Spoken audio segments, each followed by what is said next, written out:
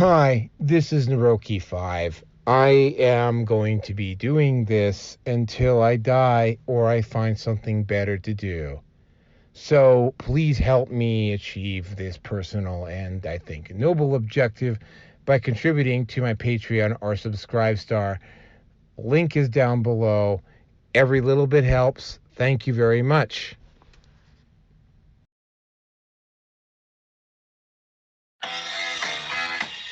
Welcome, everybody, to the Red Pill Nation Hangout number 334.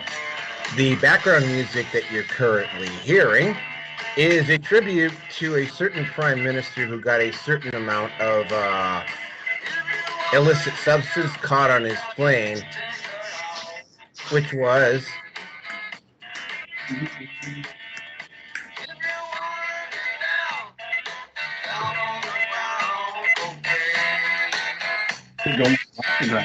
So, yeah,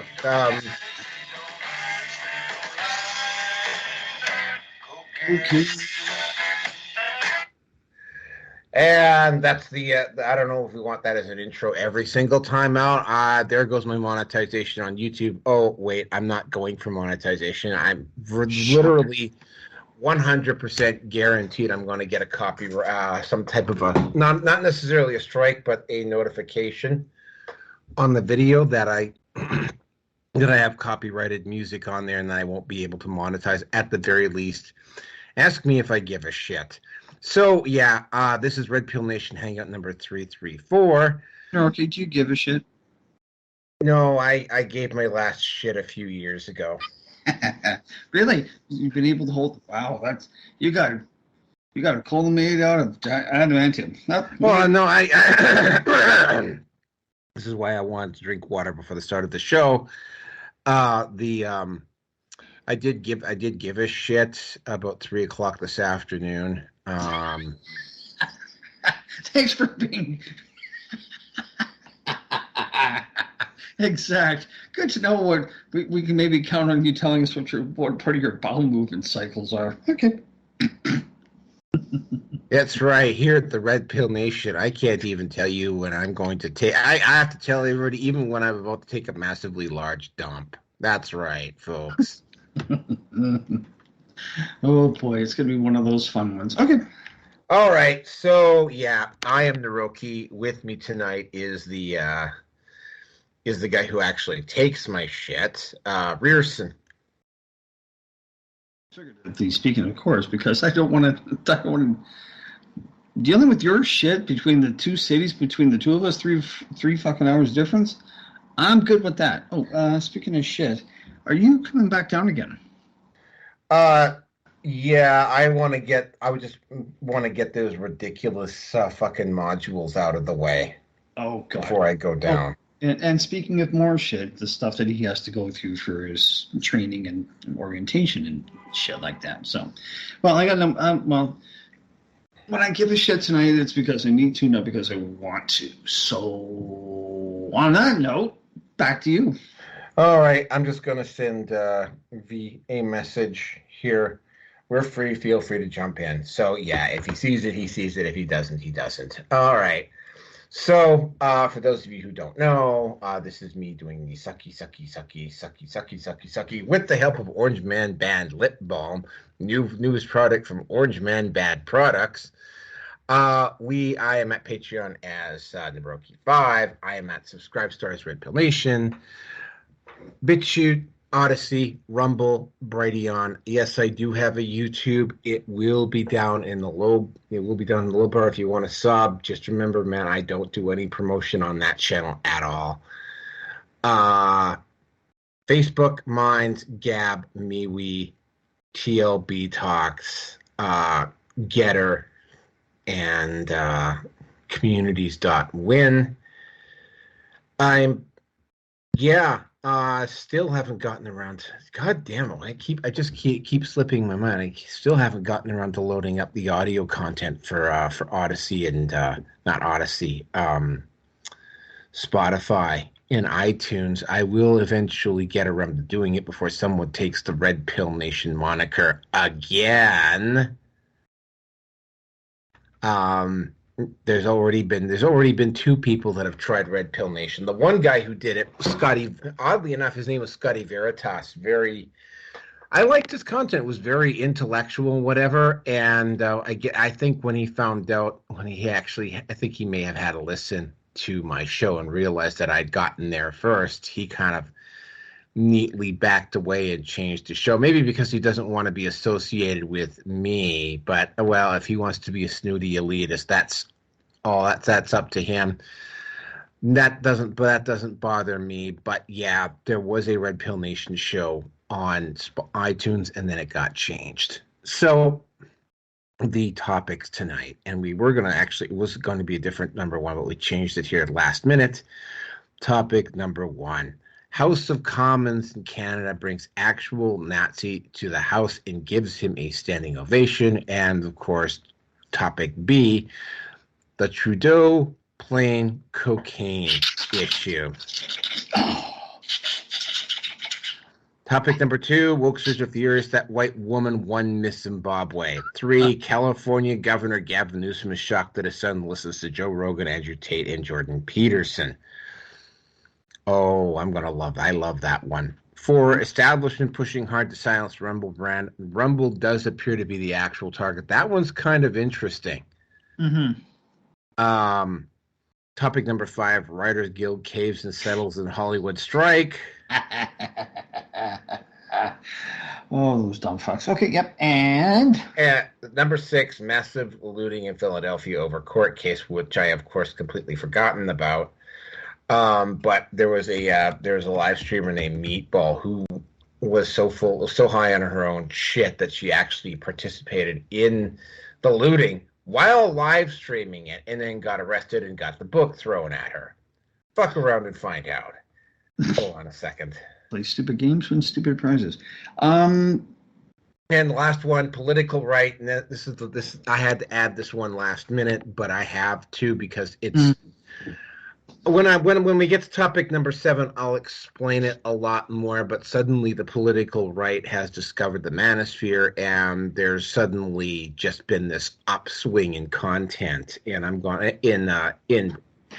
in conversation about the Manosphere all of a sudden. Well, not all of a sudden, but sudden enough. And it means I'm going to have to do a few reaction videos later on this week, edit them and post them up before I have to head back up north again. So, like I say, the only one with us so far is Rearson. I see the little green dot with a V, but I don't see him. I'm going to send him one more invite. But without any further ado, though, I think we should just get into the first topic, because this is surprising, but not so surprising. Because it's not so much because of what happened, but the timing of it was very ironic, too. Because it had an effect all the way down the line. All right, so what exactly happened here? Well, there was an actual not Ukrainian who fought for the Nazis during World War II, was brought into the House of Commons. Turns out he also has a war criminal record. So yeah, you want to not come out into the open yet still about something like that, but obviously this guy's so full of his own shit that he did. But he brought in he came in, and Zelensky was actually in Ottawa, of course, doing what he does best, which is basically sucking everybody off, looking for more money to launder. I'll take the official narrative. Help fight the Russians. I sum it up like this, which actually makes more sense. It's his world begging tour again, and again.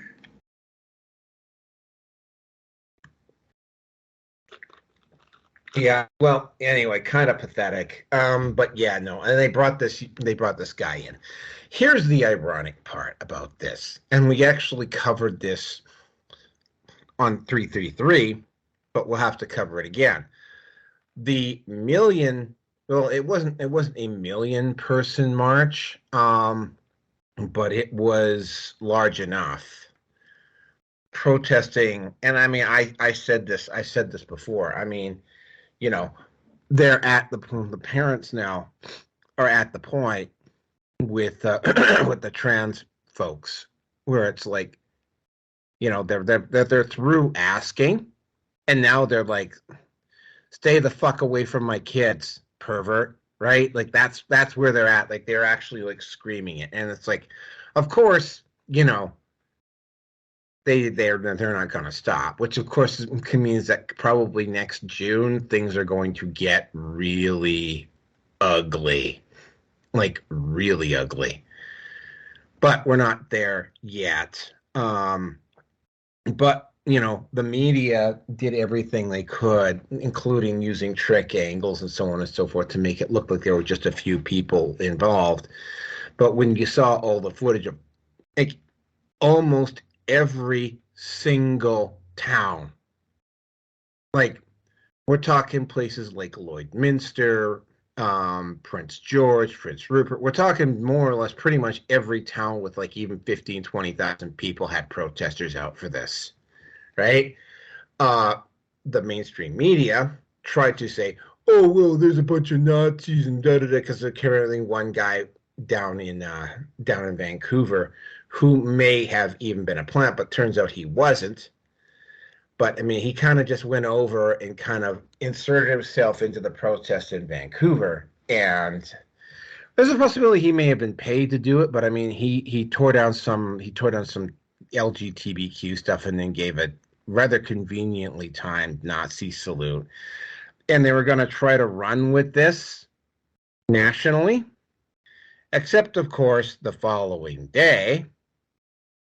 Actually, no, not the following day. Less than 48 hours later, Trudeau brings in this former Nazi.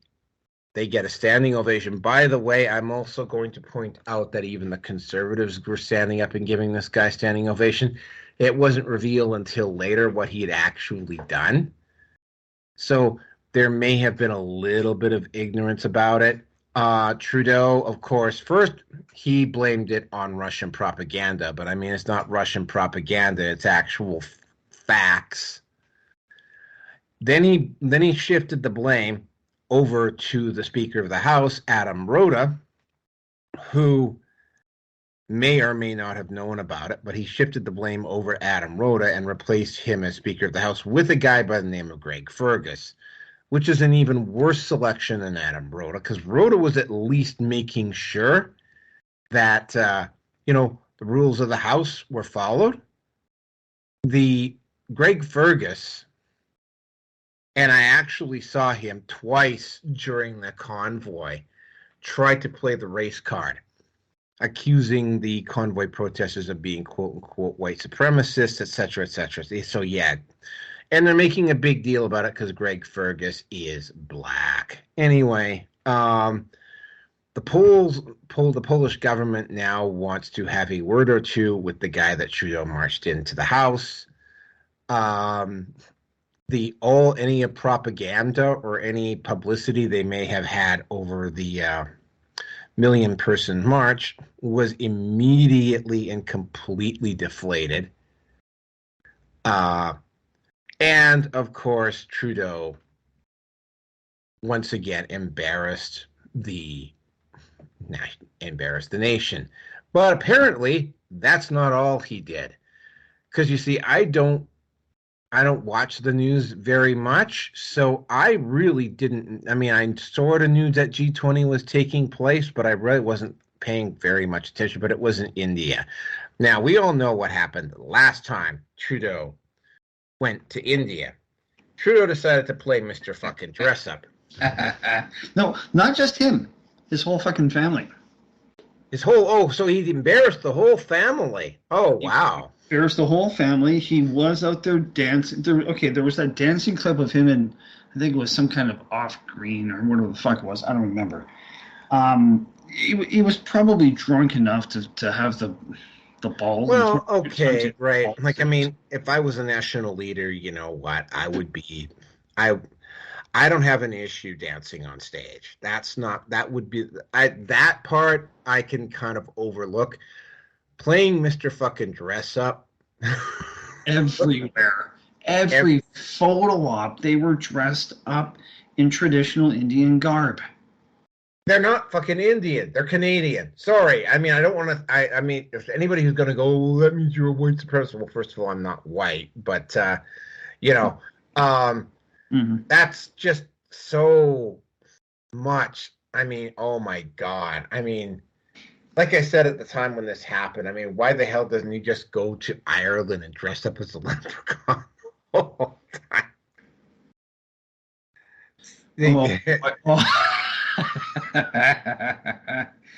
I don't see why he doesn't maybe just, when he goes to Japan, he dresses up as a geisha and just make sure he walks around with nothing underneath. And just because he's offered his ass to everybody, might as well just make it official. Oh, there was also another incident where the premier of China publicly berates Trudeau in front of everybody. Called him little potato. Oh yeah. Oh my God. Anyway, so if that wasn't bad enough, okay, so then he does the usual PC grandstanding, and it's like, you know, he is so bad now that I'm actually getting people find out I live in Canada. It's just like living in fucking California. By the way, we are also going to be talking about Gavin Newsome tonight too. Speaking of fuck up, okay, yep. Like, I get sympathy just for fucking living here now. I might start up a victim fund. Victims of Trudeau just for... I'm a Canadian. I'm a victim just because he's my fucking prime minister. Send me money. In fact, maybe I should make that a Patreon. Send me money. I live in Canada. Trudeau's my prime minister. I'm a victim. Send me money. I need help. Oh God. Fuck. No. Well, I won't get into details. I'll tell you about some other situation off the air. Hopefully, it doesn't get that bad. But I mean, you can also see that they are still, even though this new variant of COVID, apparently the wave is on the downturn now. They're still trying to push the vaccines as hard as they can. And the masks, again. Yeah, well, okay. I apologize for stepping in here, but apparently someone has heard in Toronto City Hall, I think it was the name of Ann Wood, I can't remember exactly. I've got it on Telegram, but has basically stated that, let's wait for this one. And I think I sent that to you in Telegram, actually, too. Anyway, there's a good possibility that Toronto is going to start pushing mask mandates again. And if Toronto's going to do it, that's going to try to be the cue for everybody else to do it in Ontario. So, well, here was the thing that happened here. Daniel Smith, when the convoy strike, when the convoy took place, like, Alberta immediately backed down, but Edmonton, the city I live in, the mayor here, because he used to be a Liberal cabinet minister, tried to resist the pull for about 48 more hours. Of course, it didn't work, but he did try to fight. He did try to take on the provincial government. The provincial government said, no, we're not backing you up on anything. You can do it. Yeah. So basically, you can do that, but you're on your own. Yeah, like you can do that in your municipal building, but you can't enforce it anywhere else, right? So it was like, so yeah, they just, when Amarjeet Sohi saw that, he just backed right off, because he realized he couldn't enforce it anywhere outside of the city of Edmonton property. So yeah.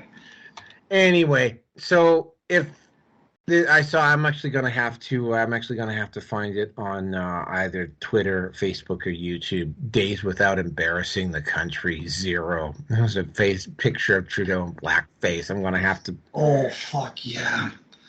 Oh, there was that. There was a time that he was also too at some sort of world conference, and the way that he was kind of standing up and sitting down on the dais, he had to steady himself. He was probably 3 fucking sheets, if not 4 or 5 to the wind, but he was coherent enough. He was likely drunk, but no, that's really about it. Well, no, he wasn't giggling like an idiot, so I don't think he had too much pot. But his gross motor skills were pushing a serious dex check, shall we say. Well, okay, so you're starting to maybe understand why Sophie maybe divorced him. His drug use is starting to get out of control.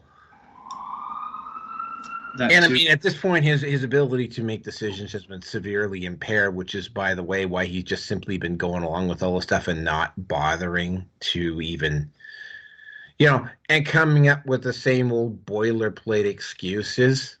Because, I mean, and he's been doing that for a while now. Like, I haven't seen him come up with an original thought or accept responsibility for anything in a while, which is a very standard. That's standard for politicians. That's standard for politicians, but it's definitely standard for people who have substance abuse issues, which gets me very neatly to the last topic, which is the one that Rearson wants to cover so bad that he preemptively removed his GIMP suit so that he could definitely comment on this, because, as we all know, fuck you. Whenever you point a finger at somebody, you got 3 more pointing right straight back at you. Yeah, there was apparently cocaine on his plane. His trip was delayed. The government of India and law enforcement obviously were not going to arrest him. You arrest a head of state in another country, that's effectively a declaration of war.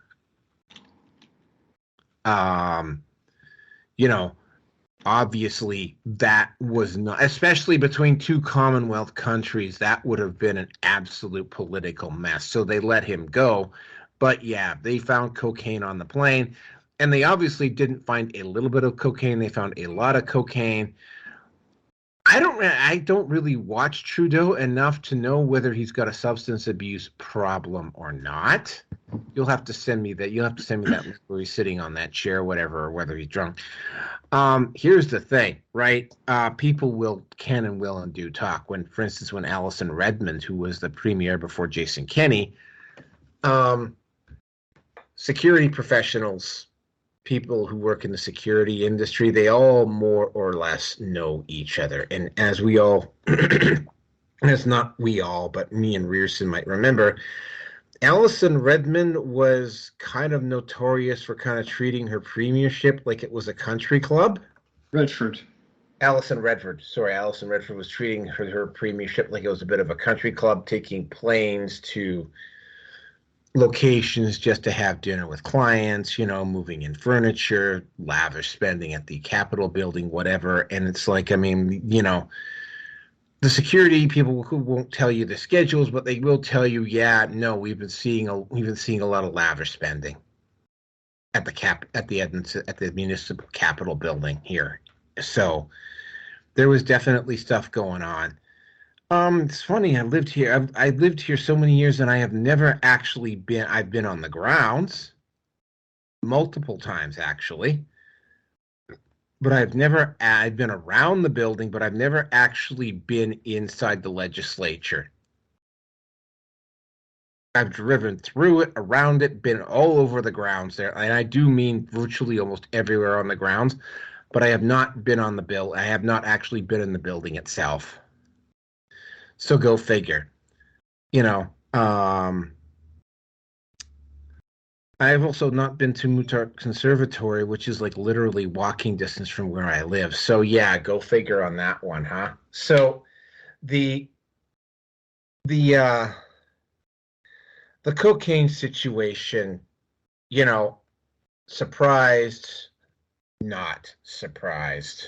The only thing, however, if he does have a substance abuse problem, that would explain why Sophie has left. That explains why he's just like, I mean, he seems to have basically just going along with whatever the globalists tell him, or going along with whomever is the proxy who is passing information along to the globalists. Because, I mean, it's like, you know, if he's an addict, then all he's really concerned about is his using.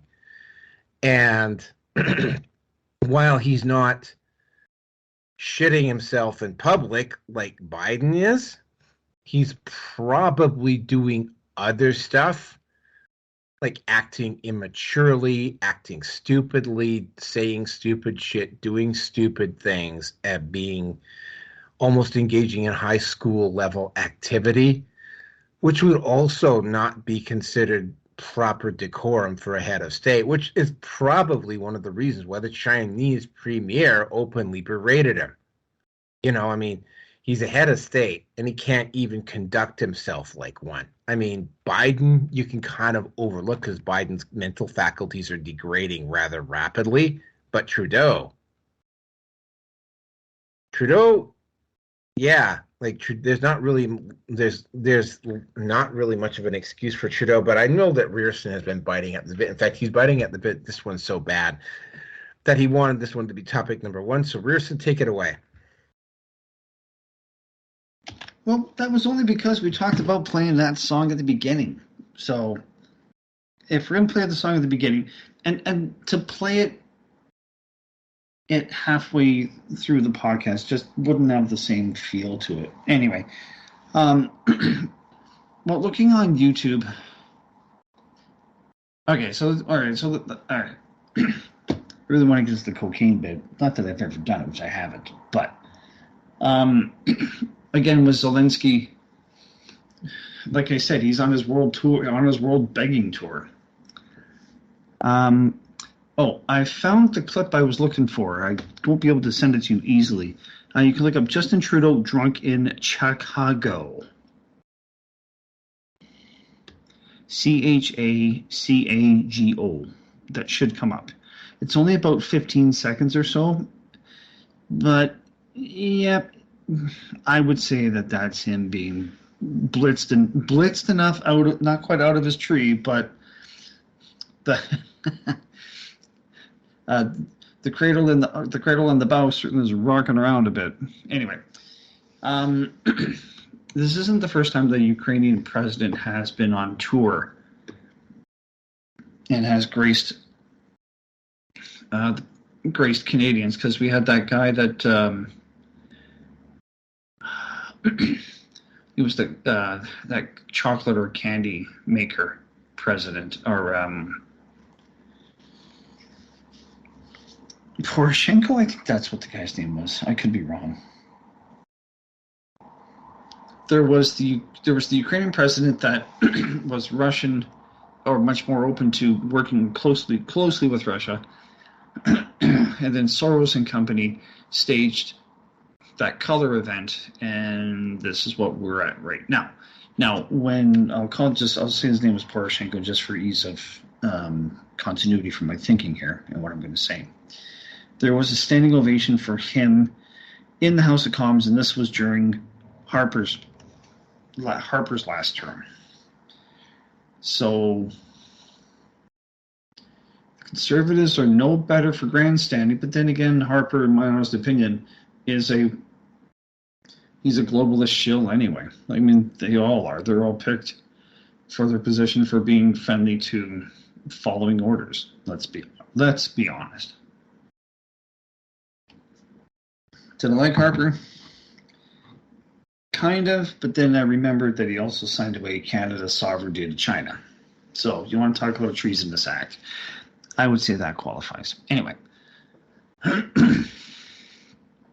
So with Zelensky doing the same damn thing, which is, I need more money. We need more money for Ukraine. Well, it's bad. I don't know what the accent that was, but anyway. Need more money, need more weapons, need more stuff. I mean, the Russian PP gate, that apparently came out of Ukraine. There's a lot of money laundering that goes through Ukraine. Again, Pelosi, Mitt Romney, John Kerry, and Hunter Biden. Well, Joe Biden's kids. They're all on the board of directors, don't know what they're fucking talking about, for Ukrainian energy companies. There are the biolabs that are known to have been funded by the U.S. government in one branch or another that are in Ukraine. There's massive it's a hotbed for human trafficking.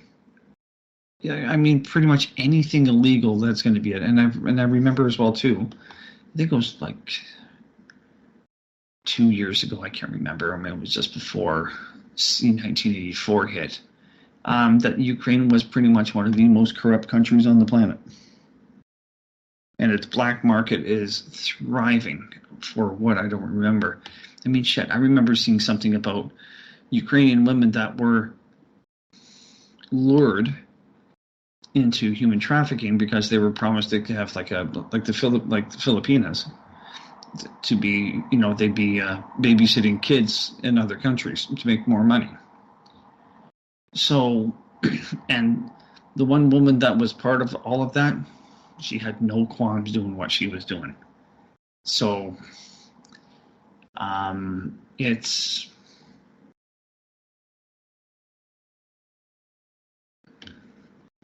I've heard this on the truther community, but basically when Ukraine falls, that's it. Everything, all of the bad shit going on below the surface, the rot in Ottawa or Edmonton or Toronto, the swamp in the States, fucking everywhere. It's going to be exposed and it's going to be ugly, and Lord help those people that have gotten involved in all of that, because there's going to be really no mercy, I think, for most people when that hits. So, now I talked about this before about Ukraine, is that I have a Ukrainian coworker, like she is like Western Ukrainian, and she was telling me about what her grandmother saw during World War II. Now, I've seen this actually be recorded, and it probably is 3 or 4 Ukrainian soldiers, probably with a Russian soldier that was beaten almost to death, close enough to it. But it could have also been a Ukrainian deserter. I don't know. But I watched them duct tape this guy to a cross, and then they drove 2 spikes through a spike through the guy's hand. Even muffled, it was the most horrendous sound I've ever heard. And then they proceed to raise the guy up, stomp the loose earth into the ground, and proceed to light the cross on fire at the base. It starts to burn, and then that's it. Like, I've never been so disturbed, honestly, like I had seen that video. And I wish I had a copy of it. I could at least ask her, is this Ukrainian? I won't be the least bit surprised if it is. Won't be surprised at all. So, but her grandmother had told her, and she relayed to me, my coworker, that there were civilians that were crucified, literally, as Germany was advancing through Ukraine. And they were doing it to do their best to demoralize the Germans, and I'm pretty sure that it had enough an effect on them as well, too. I don't know. So, we're talking about a region of the world that is, in more of its core, is really, really fucked up. I mean, we've talked about, we've gone into some depth or another about the Azov Battalion, and again, the conversation that we've had on in Kelso's channel in Skype. Germany lost the war, but the Nazis won. And I don't exactly know how all of this translates for... Actually, no, I think I could see how this would work. Just because of the... Over 1,000 years ago, when Russia had made its final request for the Khazarian Empire to stop its fucking around and stop interfering and doing what the Khazars were known for, which was kidnapping, assuming identities, all that shit. Or no, I think it came down to like it kept coming back. They were hearing about human sacrifices or something like that. I don't remember what. And the Khazarian Empire had turned to Judaism because they had the Christians on the one side, and then they had the Muslims on the other. So logically, it just made sense to go with that other one. So this is where we've said before about them being basically the fake Jews. Now, whether or not they actually are more aligned towards Yahweh rather than the Talmud, I don't know. But I will leave it on that point about that at that point. Anyway, so it would make sense for the Nazis to use the collaborators within Ukraine, I suppose, to overthrow Stalin and his bunch. But if I understand things well enough, Stalin was on the same level as Hitler, and it was just another face for them to be opposed to Germany. And when at the end of it all, I mean, really all these leaders, Trudeau included, they're just typically just puppets that are being told what to do. So I don't know. I really don't know. But if Ukraine wanted to have its independence from it all overall, and maybe really infiltrate Germany or Nazi Germany at the time if they'd won, that could be a totally different story. I don't know. I mean, this is all historical speculation. So, anyway, getting back to Canada. So, now I feel that this was a wake-up call for Canadians for and for the world as well, too, to realize how corrupt our country really is. We can see who's in charge, and it isn't Trudeau. It's not really the Queen, because my opinion is that Ukraine is one of the two country fronts for the Khazarian Mafia, which are the ones that are really pulling the strings. Now, the Conservatives, you had said, did give the guy a standing ovation. Is that right, Rookie?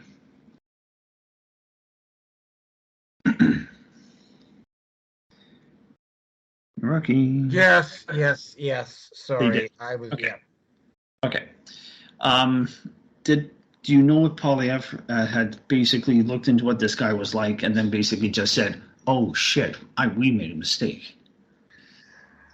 I kind of figured that's what had happened because Polyev, they again, if you go to Twitter, they did desperately, and again, right, because this is what they're like. They did try to deflect a lot of this on the Polyev. Well, the Conservatives stood up and applauded him too, and it was like, well, Polyev actually did do that. So, Polyev was like, "Oops, sorry, we made a mistake," right? Okay. So, he didn't try to shuffle blame off. It's sort of like we didn't know, right? So they didn't get the whole story. And then I also remember watching the Speaker of the House read off what was going on with that 90-plus-year-old guy, and he went, it was basically blah, blah, blah, blah, blah, blah. Oh, shit. This ain't going to go over well. And it didn't. So, but again, I mean, Krista Freeland, her great-grandfather, something like that, he was 3 degrees away from Hitler. Okay, yeah, I'm not that I'm justifying a deplorable human being like Christian Freeland, but yeah, you cannot because I mean, if you go to do that, then the certain people in the African Black Lives Matter can hold current whites responsible for slavery too. So yeah, Okay. that one's kind of Okay. a slippery That's slope. a slippery slope. Okay, that's fine. They can hold us. Well, they can hold me indirectly because I'm Dutch of some form, or I'm Dutch to some degree. How far back that goes with the white slavery, I don't know, and I don't care. I just don't care. But if they're going to do that, then they have to acknowledge the white Irish that were there first. The first slaves to America were the Irish. It was 100 kids. They also have to go after the black slave owners as well and go after their descendants.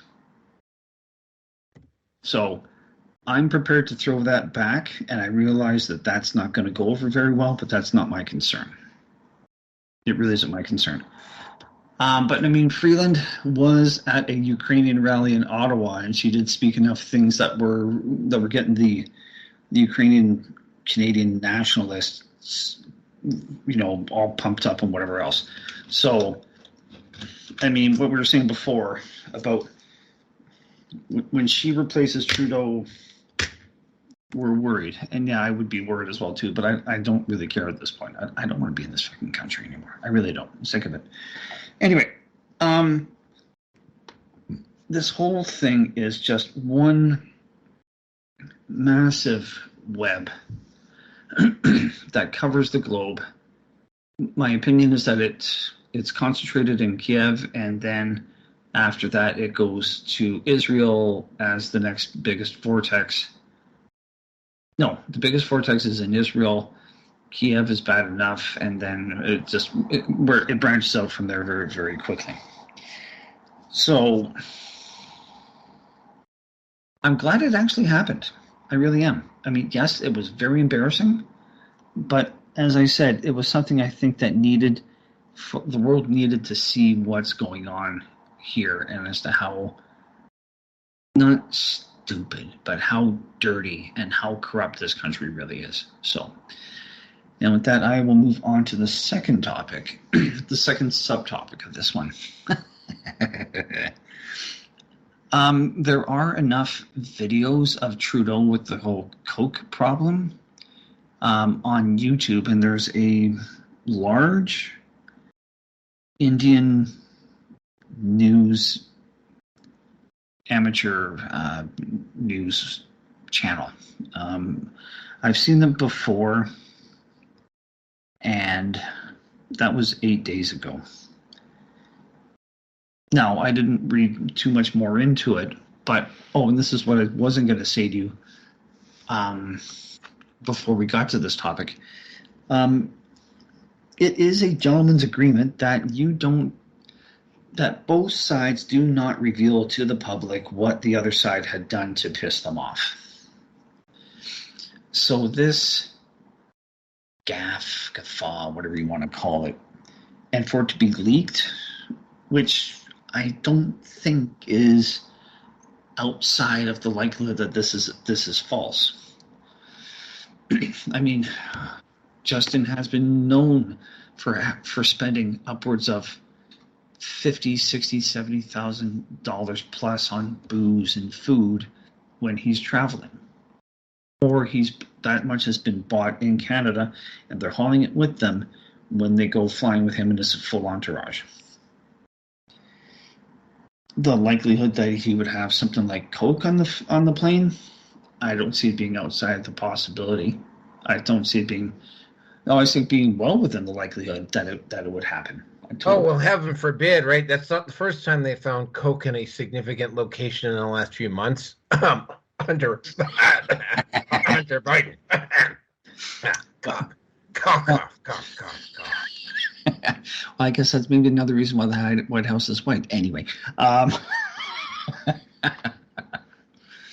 white powder house. Anyway. So for that to happen, for that leak to come through, and there's no way that this former diplomat, the guy that spilled the beans on this one, there's no way that he wouldn't have been given the okay to say this. Diplomats know what they can and cannot talk about, what they can and can't say when they've got their functions and the usual diplomatic parties and whatever else that they attend. So my opinion would be is that he knew what he was talking about, and he knew what he was able to say, and he said it.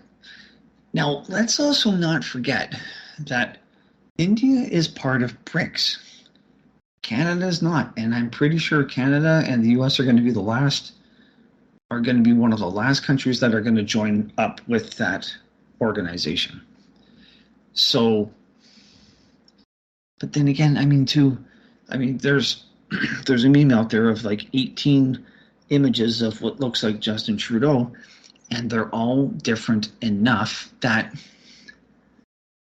I'm still of the opinion that at best he's been rounded up and he's in Guantanamo Bay, shall we say, and at worst he's been executed. But they have to play the game out with shit like this of what happened with the Waffen SS soldier to wake people up. Now I feel that I'm ahead of the curve, and great for me if I am. So it's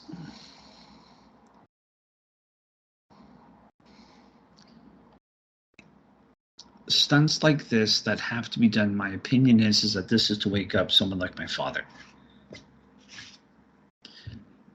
because he said he votes NDP provincially and he votes Liberal, Trudeau's party, federally. I don't see myself voting anymore because the system's just fucked. It doesn't work. But anyway.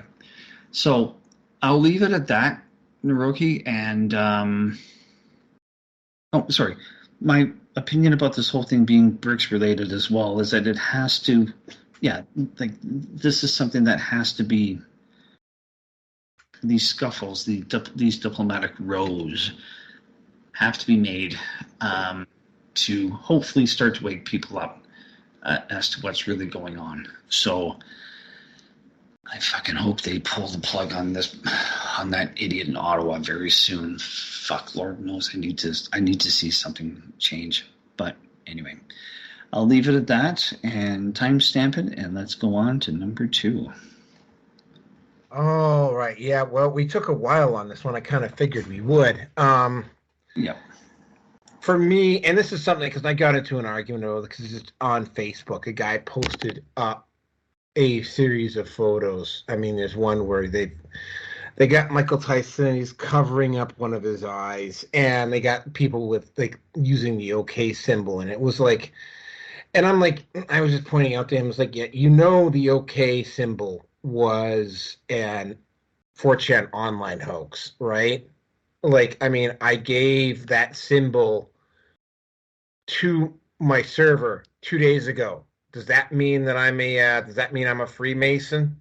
Right? Like, that's like, yeah, like unless you have context for every single one of those photos by themselves do not, unless there's like multiples, like several, like for instance, right? The situation with Oprah Winfrey and Harvey Weinstein, where, I did a Google image search, and there's like 3 fucking pages of Oprah Winfrey with Harvey Weinstein, which kind of says that there was enough interaction between the two of them that at the very least Oprah Winfrey would have gotten a pretty good grasp on what Harvey Weinstein would have been like, and she still really chose. Like, you need a preponderance of evidence. Like, one person putting up the OK sign does not cut it. I would have to see a preponderance of evidence because that is what we call circumstantial. But yeah, there's enough. I mean, he literally, you don't see any other, well, except maybe for Joe Biden. Like Jacinda Ardern doesn't embarrass New Zealand that badly. Well, she didn't until she stepped down. But I mean, like, it's very, very clear, at least from what I'm seeing, that I mean these individual, like I mean that's the issue, right? In order to like push an agenda like this, you need sheep or you need people who are compromised.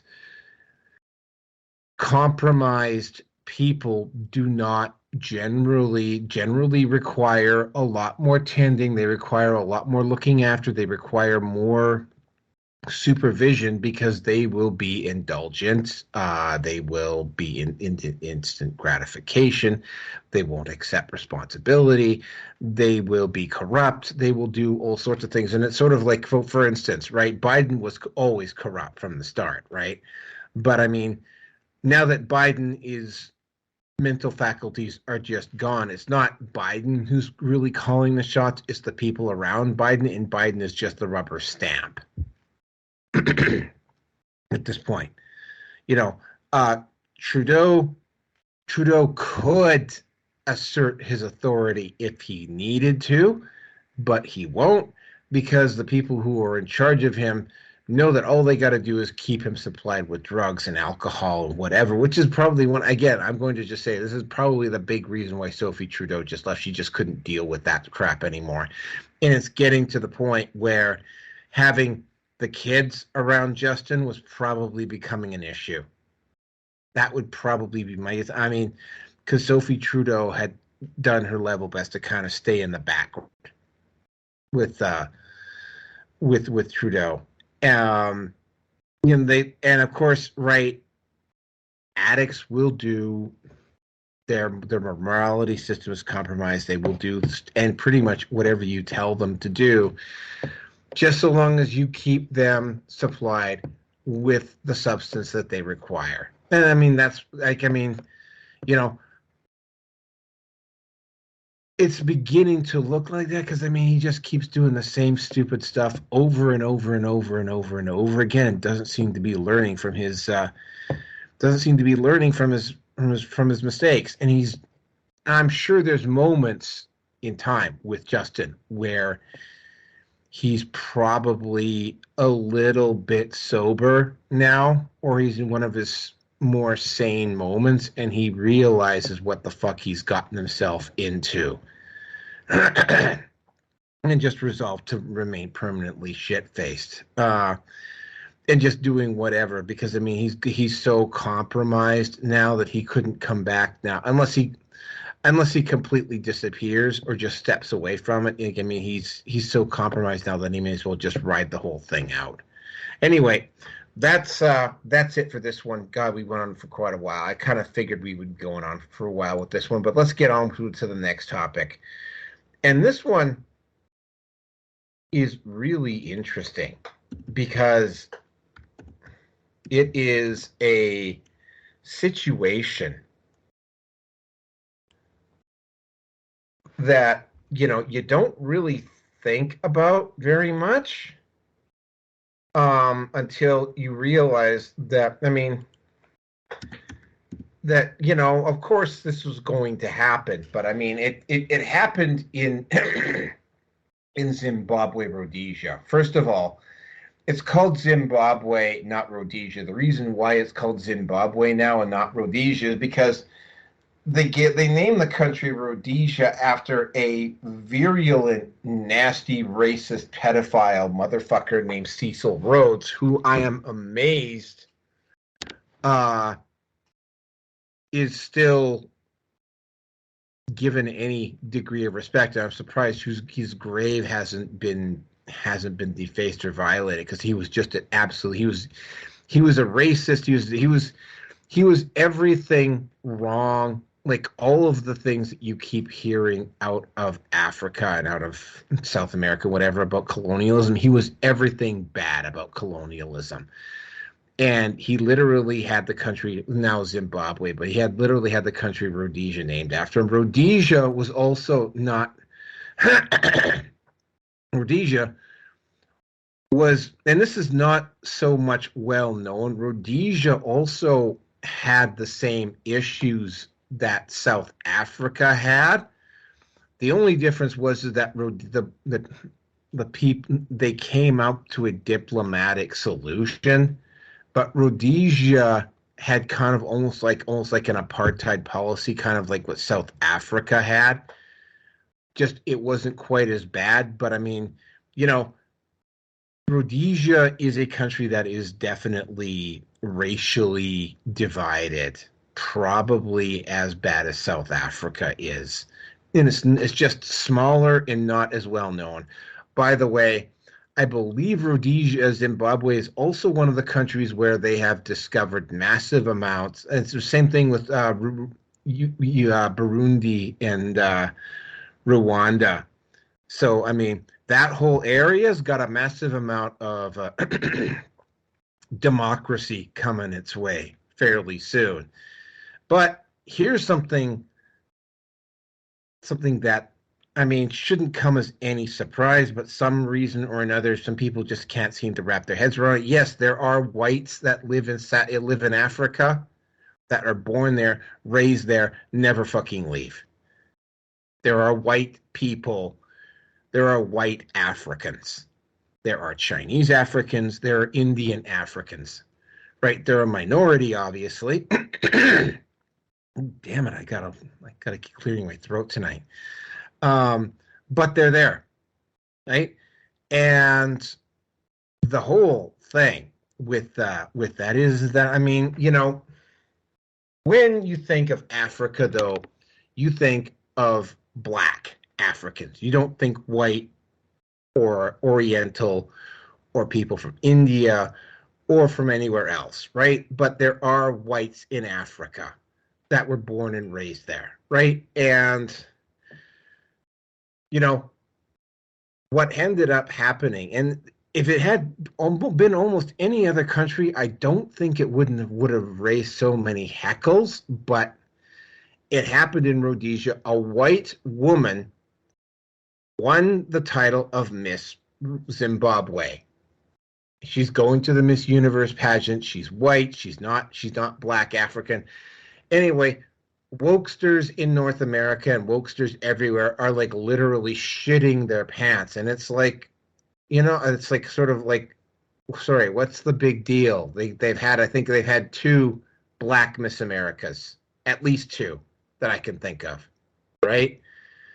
For fuck's sakes, they got a transgender woman in one of the countries, or they did until they said, no, you have to be born a biological woman in order to qualify for our beauty pageant, right? They had transgenders that I think in one case, we even covered it. I think she actually won. It actually won, and until they went to the world level, and the world level, no, biological female. You have to have been born. Yeah, and so, yeah. Oh, that was Holland. That was Holland, yeah. So the whole situation here is that, you know, racism is racism, right? There are whites in Africa. A white woman won the title of Miss Zimbabwe, right? You can scream racism all you want. All you got to do is look at all the previous winners of Miss Zimbabwe to realize that it's sort of like, okay, it's a pattern breaker, but there's whites in Africa. And by the way, I'm going to point something out about the blacks in Africa versus the blacks in the United States. The blacks in Africa and the quote-unquote African Americans, they're not exactly on the best of terms. A lot of people don't know that. Black Africans think all of this stuff that's going on in the U.S. is actually kind of silly. And if you've met an actual African versus a quote-unquote African American, you can tell almost immediately that there is a difference in how they look at things, how they approach stuff, et cetera, et cetera, et cetera. It's like it's not this. They're not the same. They're clearly not the same group, right? And they don't act the same in any form or fashion. But yeah, not that I've you know, there's whites living in Africa. So a white woman won Miss Zimbabwe. Sorry, I don't. Sorry, not sorry. There's whites in Africa. What can I say? Get the fuck over it. Okay, you've had Black Miss Americas, you've had transgender Miss Hollands, right? So, yeah, this sword cuts both ways. There's going to be the occasional white woman that wins a Miss whatever that comes out of Africa because there's whites in Africa. So deal with it. And with that, I'm going to turn it over to you, Rearson. Well, they didn't seem to have a fucking problem with 2 years ago, 3 years ago. The woman that won Miss Ireland happened to be black. No, they didn't. Yeah. So, folks, let that sink in. It's perfectly fine when it applies to them, but it's not so fine when it applies to me, shall we say, or my skin tone. My skin tone. Fuck.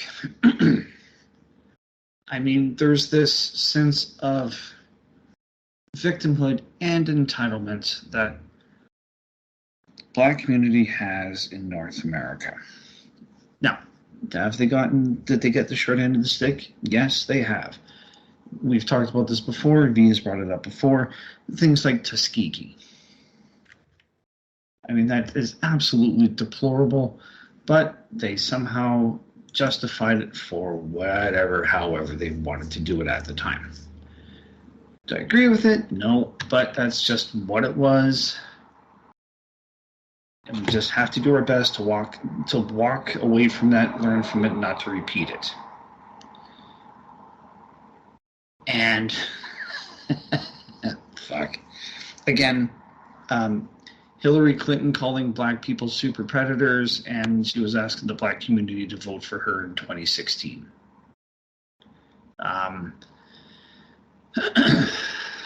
Apparently, as I understand it, the deep connection that the Democrat Party has with the Klan, need I say anymore. But this whole thing, and V actually had a problem when we talked about this before as well too, is when we said that Elon Musk is an African. He's an African American. And he's just like, no, he's not. I realize he is, but no, that just doesn't. He's got a severe case of cognitive dissonance on that. And I'll admit that I did as well too when I first heard about him. But he's white. But whites are born, they're South African whites. They are considered Africans. I knew someone at one of the hotels in the city. He's Indian, but he was born in Kenya, and he's got that Indian accent. And I looked at him and went, wow, that's right, yes. Kenya has about a 4, maybe 5% Indian population in Kenya. It's not much, but it's enough. It's enough. And he had enough of an Indian accent, I will say that much. So if we're going to have that kind of a discussion, then Miss America should only be Native. Sorry, folks. Well, there was actually a Native Miss. There's a Miss Teen Canada. She's actually from Edmonton. I know her mother. Okay. Yeah, her name's Nikita Cohan. She's at least partly Native anyway, but she won Miss Teen Canada at one point, I believe. Okay. Yeah. Okay, so she's at best Métis. Okay, fine, great. I don't care. I really don't give a shit. But if these people are going to get so fucking bent out of shape that a white woman won Miss Zimbabwe, they don't give a flying fuck about Ireland, then like that conversation that you told me like fucking 20 years ago of that guy that was rather pro-Israeli, and you just said to him, give me the keys to your house. He shut him up and he walked away. Like, that's almost the conversation we're going to have. So it's fucking ridiculous. It really is. I mean, this is at its core, people that have nothing going for them. Mr. A just walked into the house. Mr. A, you can go next right after Rearson is done. Okay. Very well. Go ahead, Rearson. Finish off what you're going to say. Yeah. So, I mean, at the end of the day, these people that are losing their mind over a white woman that won in an African continental country, I don't know. I mean, I suppose maybe in a sense that this is Zimbabwe also coming to terms with how bad things that they've been towards white people, that, I mean, like what South Africa is going through with their, I don't know if they still are, but they're going through the purge or the slaughter of white farmers. Zimbabwe did the same thing before, and they weren't able to really they weren't able to feed themselves. So maybe, just maybe, this could also be a form of healing for the country. I don't know. Maybe I'm reading too much into it. Possibly. But that's all that I'm going to say, and I will give the floor over to our new guest. So, Mr. Anderson. Mr. Anderson. Mr. Anderson. Mr. Anderson, the topic right now is that a white woman won the title of Miss Zimbabwe in Africa, which it's usually when they have this contest, it's usually a black woman. And there's like Wokesters are just spurging out over this. Oh, well, it's a black country. There shouldn't be black women. And it's sort of like at the same time, they ignore the fact that the current Miss Holland is trans, and that at one point Miss Ireland was white. And I believe they've had 2 Miss Americas that have been black. So, I mean, the rule is that if you were born in that country, you're a citizen of that country, and you're a woman, you can run for Miss Zimbabwe regardless of skin color. But apparently, this is just causing a massive spurg out. So I will turn the floor over to you, Mr. Anderson. Yeah, that's a dangerous territory, and who really gives a fast-flying frack? We have these type of issues here in America all the time, where people are complaining, what Black Lives Matter, White Lives Matter. I don't give a good gosh darn. I'm trying to clean up my language. I don't know how you guys roll on here. Oh, we're good. So let it fly. Are you on YouTube? Are you on YouTube? No. I have a YouTube channel, but I don't care about. It's just someplace I put up for ease to posting elsewhere. Nice. You can say whatever you like. Okay, well, the whole topic is asinine. How about that? We'll use asinine, because does anybody really care? Apparently there are a few that do, but why does it matter? Are we all racist? Is everybody racist in there, or what's going on there? Well, who cares what color they are? There are much more to the criterion of were we talking about Miss America or some other Miss country? Zimbabwe. Zimbabwe. A white woman won Miss Zimbabwe. Oh, dear God. Black God. majority country, yeah. Inform the media. A white woman won a contest, The shock, the horror. Oh, my God. Yes, I know. It's asinine. It's asinine. How many let's be careful now, people of color have won Miss America here in the United States. Who gives a shit? At least two. Okay, nobody, one of them was, I'm trying to remember her name because she actually had a bit of an acting career afterwards. Vanessa Williams, I think her name was. Oh, this was like back in the 80s. Oh, yes. Penthouse. Yes. Well, good for her. I don't care. Do you? Oh, no. Vanessa Williams was hot AF, man. Yeah, well, then, but there is other criteria that is used to select. I imagine even in where did you say Kenya? Zimbabwe. Zimbabwe. Zimbabwe's got an actual rather interesting history, which I got into earlier. Hmm. Zimbabwe used to be called Rhodesia, and it was named Rhodesia after Cecil Rhodes. And Cecil Rhodes, a gay, racist pedophile, Hmm. basically represented like literally everything that was wrong with colonialism. Hmm. And he was such a despicable person that back in because Rhodesia had the same issues that South Africa did. They just settled them differently than Hmm. South Africa did. But Uh-huh. as soon as they settled it, they dropped the Rhodesia name because of what Cecil Rhodes had been like, and they called themselves Zimbabwe. Oh, well. Yeah. Um, I could give a fast flying frack. I'm sorry. I'm coming in too negative here. I'm just more about actions rather than color of skin and words. It's more about actions with me. I know very well that at least in the United States, there is other criterion that's used to determine who wins the contest. I know they have a bikini or I don't know, dress or what have you. There's more than that. It's they go into their service.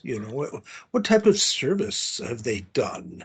In their lifetimes, to qualify them to be like Miss America or USA or Universe or Zimbabwe or where I keep yeah. Well, I I'm sorry, I'm just not buying it. It's like it's the I'm gonna piss off half your crew probably, but it's like Black Lives Matter. Do it. You Do know, it. You don't care. well, how about all lives matter, I agree. bitches? Oh no, you piss off the blacks when you do that. Who Oh, cares? sorry. People of color, I think, is the proper nomenclature, verbiage, Listen, just, boy, you've triggered me now. I've got to calm down. I'll have a heart issue. But uh wow. Who cares about these beauty contests anyway? I mean, it's really so important. Why did we care about the Hungary? It was it Zimbabwe. Why have I got Zimbabwe in there? Is this the country Zimbabwe? Did I confuse? Zimbabwe, yeah, Zimbabwe. Yeah. Well, why did they care about maybe putting some of the funds towards promoting this contest of beauty and whatever other bullshit, and why don't you feed your people? Okay, why don't you put some clothes on some people that need some clothing? Why don't you go out and help them out? Forget that stupid beauty contest or whatever they were wanting to call it. I think I'll hold right there and calm down. All right, that's an appropriate place to calm down. Yeah, I mean, yeah. Well, it's the level of hypocrisy that kind of gets me on that one. It's sort of like, it's all well and good if, for instance, if there's a Black Miss Ireland or a trans Miss Holland or now I think there's been two Black Miss Americas over the years. But I mean, heaven forbid if a white woman wins a national beauty contest in Africa, all of a sudden it's the end of the world. And it's sort of like, well, no, I mean, it's like that's gonna happen, right? There are whites. If you want, like I said, I don't know whether you were here when he said it, but I mean, if you wanted to strictly go by that definition, then every woman that runs for Miss Canada, Miss USA, Miss Mexico, whatever, should be Native American. Like that's you want to go there, then you know what? Let's Ah, project. you know what?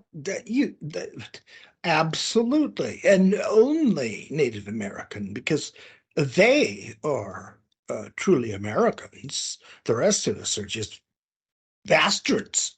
from other countries. I'm sorry. Actually, that's right on the money. Well, here's the thing, and I was talking about this because there has been a Miss Teen Canada. She is at least part native.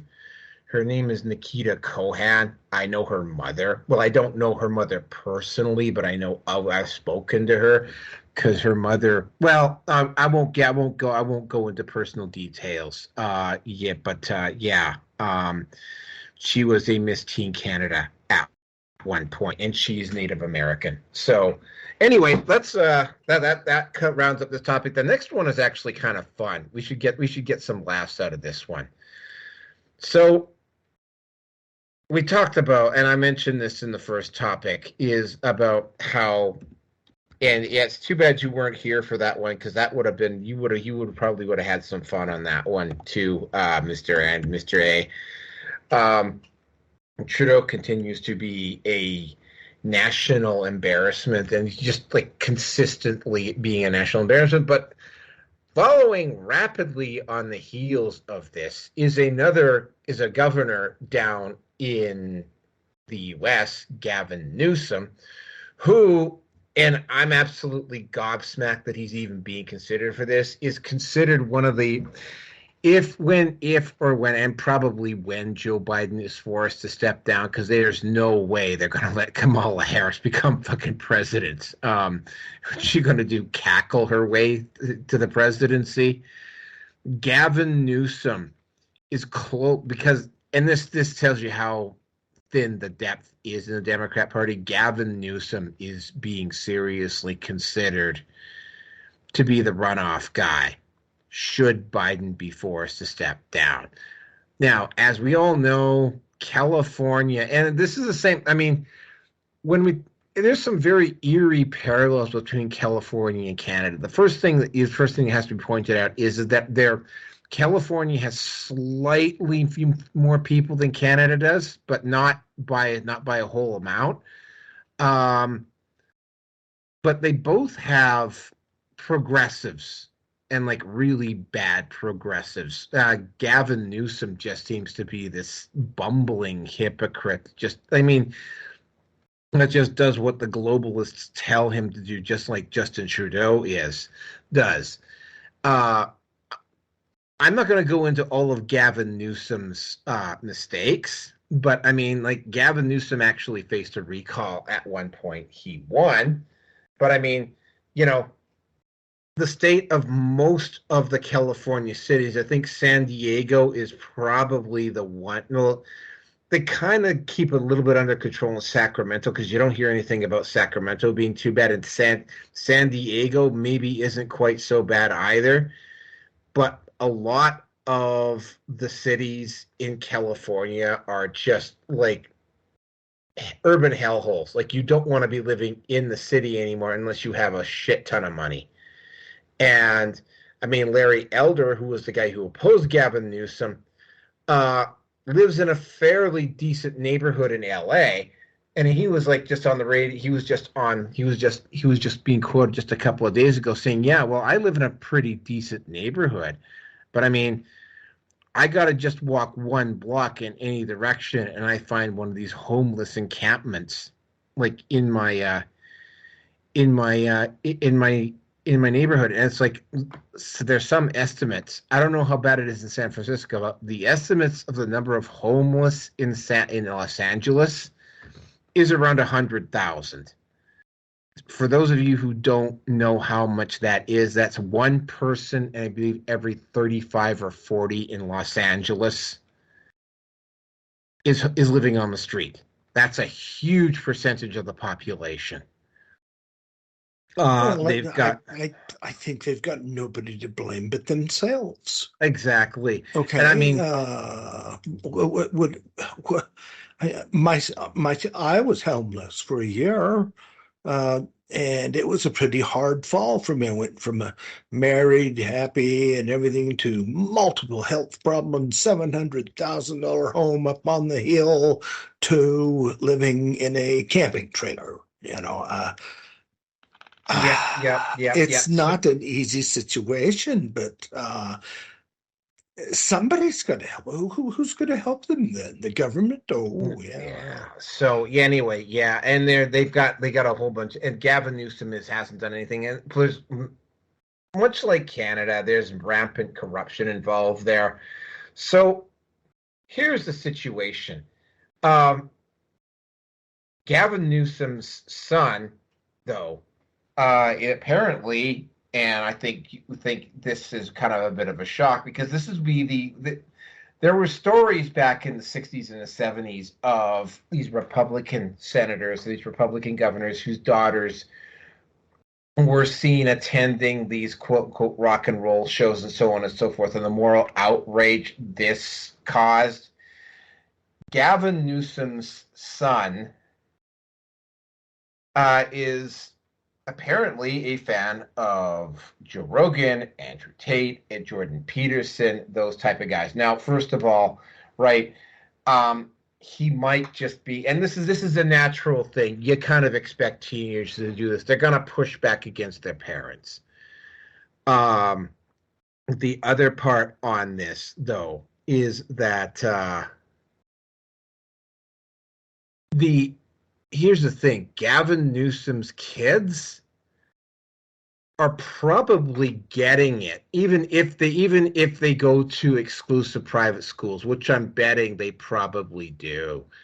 They're probably, I mean, he's probably being reminded or seeing examples of his father's incompetence everywhere he fucking goes.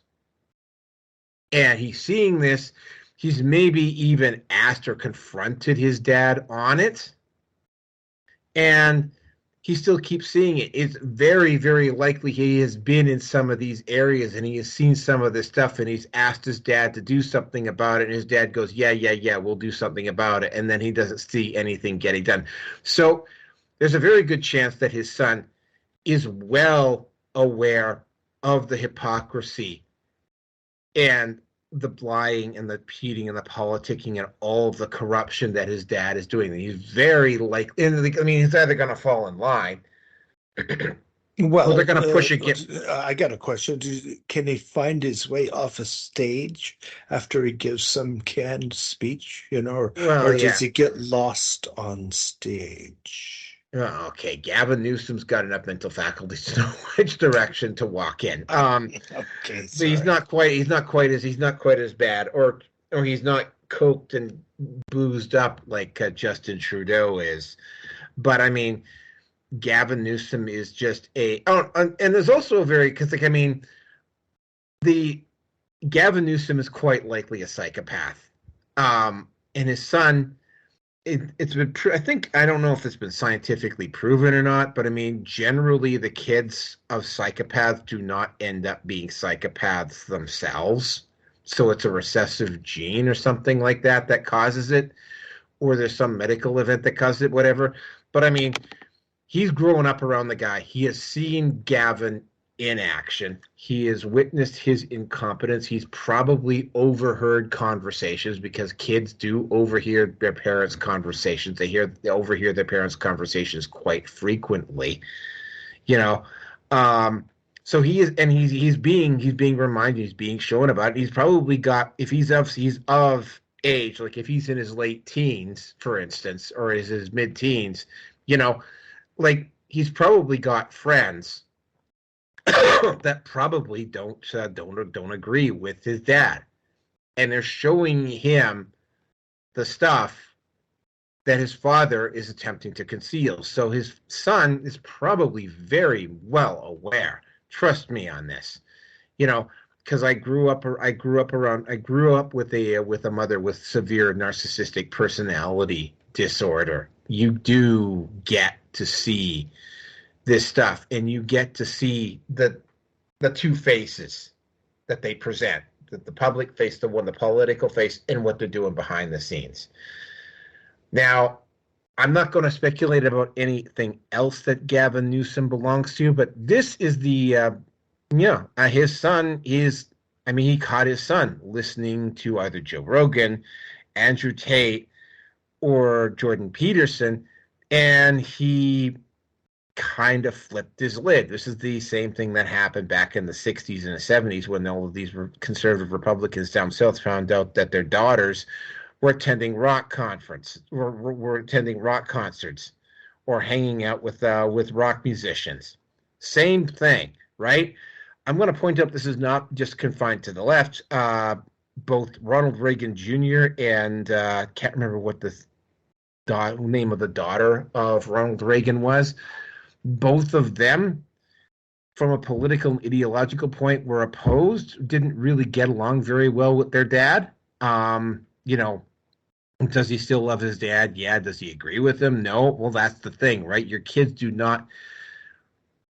will not necessarily adopt your own values, but I mean, you know, at the end of the day, it's still family. So hopefully Gavin Newsome takes that in mind. But I mean, it's like if Gavin Newsome thinks he's going to have any more success in shutting down guys like Rogan, Tate, and Jordan Peterson, maybe he should go resurrect the what are now probably either elderly or dead people from down south who had their daughters doing the exact same thing 30, 40, 50 years ago, right? It's just not going to work.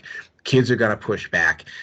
And, you know, the kids are always very aware of when the parents are engaging in hypocrisy. I certainly know I was. And yes, since Russo always likes to go last, we'll let Mr. Anderson go next. Oh, yeah, you caught me sleeping. Well, actually, can you guys see my screen and everything? I'm just I can see it. I can see it. It's kind of interesting, but I mean, yeah, I do an edit afterwards, so yeah, we don't show Skype. Yeah. Yeah. You know, I could go anywhere with this.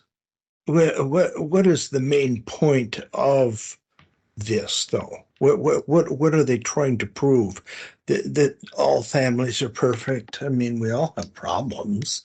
I've got problems in my own family. You know, I've had to try and accept my daughter as new name, and that should explain everything to you. And that has been very, very difficult for me, but respectfully, I have attempted to do that, and that's not been easy, guys.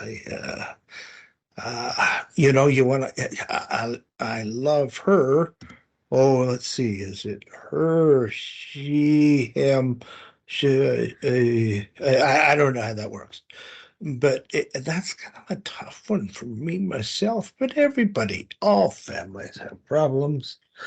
Forgive them. Let them make their choices and live with the choices that they make. I don't know. I've got nothing else to contribute at this time. Okay, no problem. Well, I kind of figured this was gonna be a short one. Rearson, you're up.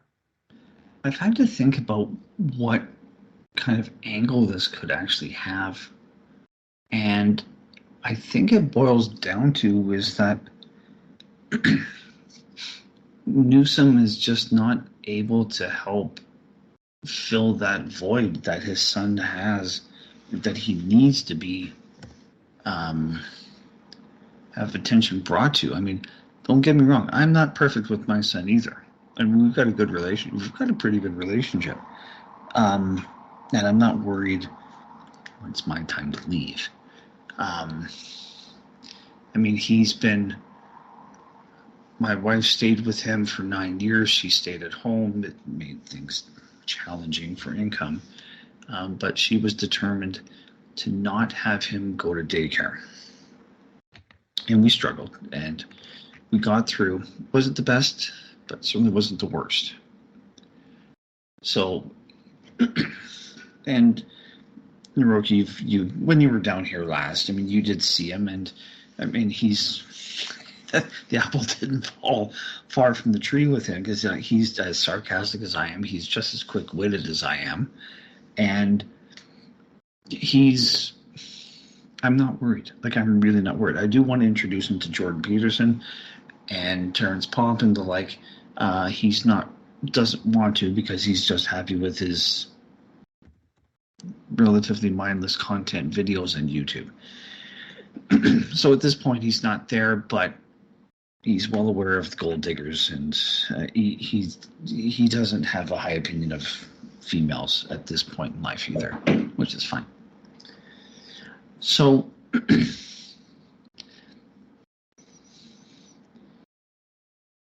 I don't think you're aware of this, Neurogeek, but Newsome is the nephew of Nancy Pelosi. Oh, I knew that. Okay. All right.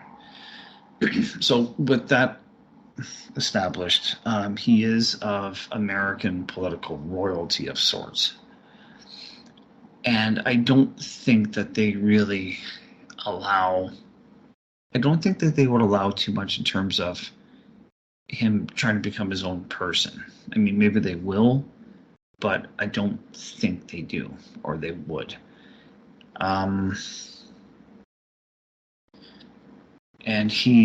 how old is the kid anyway? I don't know.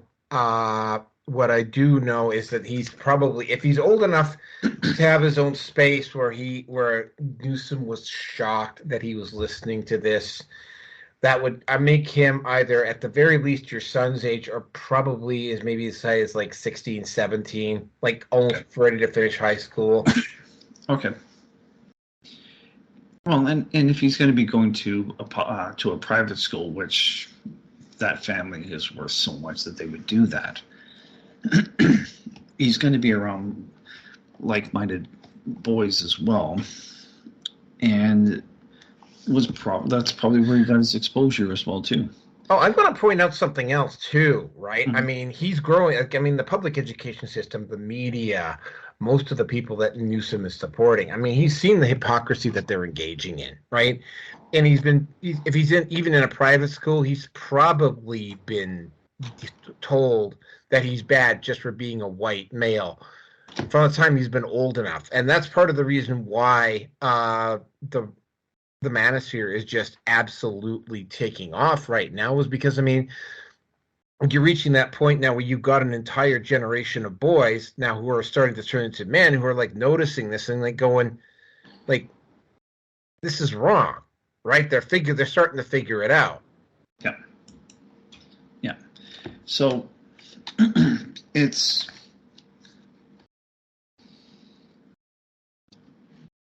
that's all we can hope for. That's all I hope for. Is that, I mean, you know, my son, for example, we had some trouble with him as well. I had the police show up on Christmas morning looking for him to arrest him. And that's just not something that, and he's sitting behind me, and I'm having to pretend, I'm so sorry. We were hoping that he would come by, but I haven't seen him and everything. But you know what? My son's turned out to be a journeyman electrician, a site supervisor over the NSA building in Draper, Utah. As journeyman supervisor electrician, and he covered the Facebook building out here in Utah. But you know what? You never would have known that back in the day. Stupid picture came in backwards. We just have to take what we've got and allow people to actually learn from the mistakes that they make, and don't let daddy bail you out. There's another one came in backwards. It's part of life and growing up. I'm just wondering if this one kid here, does he have a new head that grows out of his chest once in a while, like Fetterman? I don't know, but it wouldn't surprise me. Which one is Fetterman? He's the one that has a head that grows out of his chest. That's Fetterman. Always where. Yeah, that's why he's always wearing a hoodie. See, so because once and then his head will fall off, and then he'll grow a new head right out of his chest. See, I was just curious. Like I said, which one? Okay. Hey, there's the one I was talking about right there. Right, you see her goggles. For God's sake, what do I do? Oh dear. I hope she's not listening to the stream. I doubt it. Cute girl. Yes, girl. What do you do? I don't know. Anyway, I'm sorry. Go on. No, that's fine. I can only imagine what kind of a void. No, I don't even think I can. I don't think I can imagine what kind of a void is in that boy's life. I really don't. I mean, again, there was a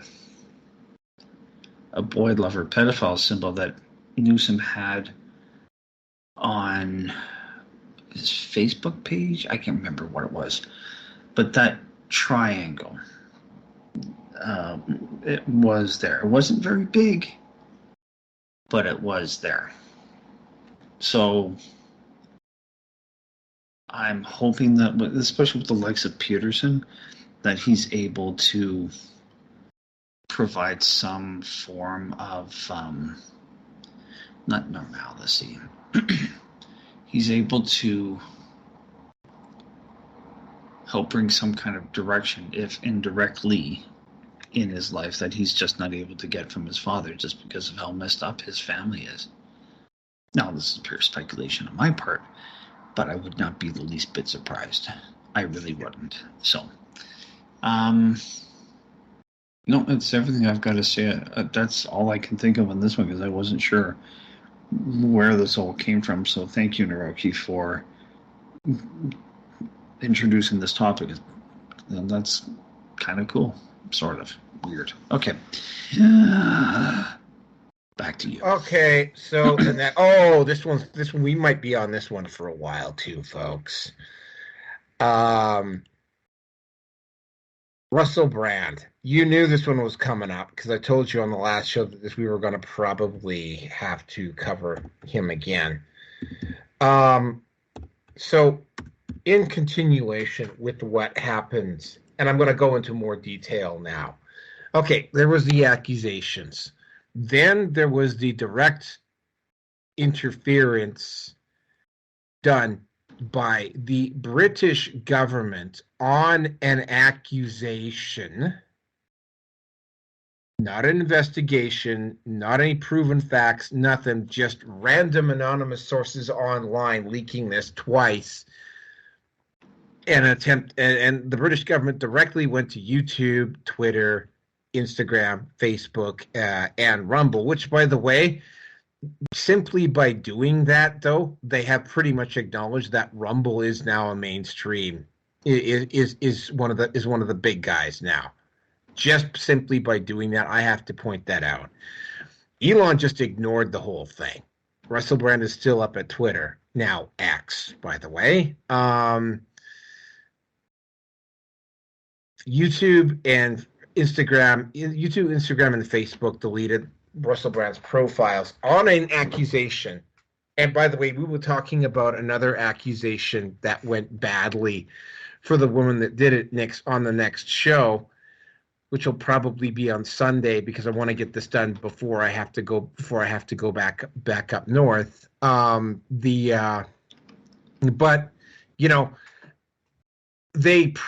Rumble came back like the moment they got this, like 15 minutes later, and they politely told the British government to go pound sand.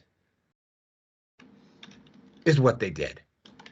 So what immediately they still, it's like it was almost like what happened with Russell Brand was just incidental, and then all of a sudden they started putting pressure, which is what they've been doing with Twitter, by the way. They're putting pressure on Rumbles Corporate sponsors. Here's the thing about Rumble, though. The Rumble, when it got set up, was set up with the intention, and he was put, the CEO of Rumble, who, by the way, is a Canadian, was designed, and he got put on the spot about this. Are you going to cave into cancel culture? Are you going to cave into wokeism, whatever? And he went specifically on the record and said no, that he was not going to do that. And he set up Rumble in a way that made sure that he wasn't going to end up basically having to deal with the same sort of thing that Elon Musk is dealing with. So Rumble kind of grew slowly. I haven't been able to find any proof that Amazon owns Rumble, although Amazon does have the servers for Rumble, as in Rumble buys servers rent servers off of Amazon, which is something they're probably going to have to fix at some point. But, Rumble is set up in such a way that you can't use the threat of corporations pulling their advertising as a way to shut them up. A couple people pulled out. Burger King, of course, being the most prominent, but I haven't even seen a Burger King ad on Rumble. So I don't know what they were talking about.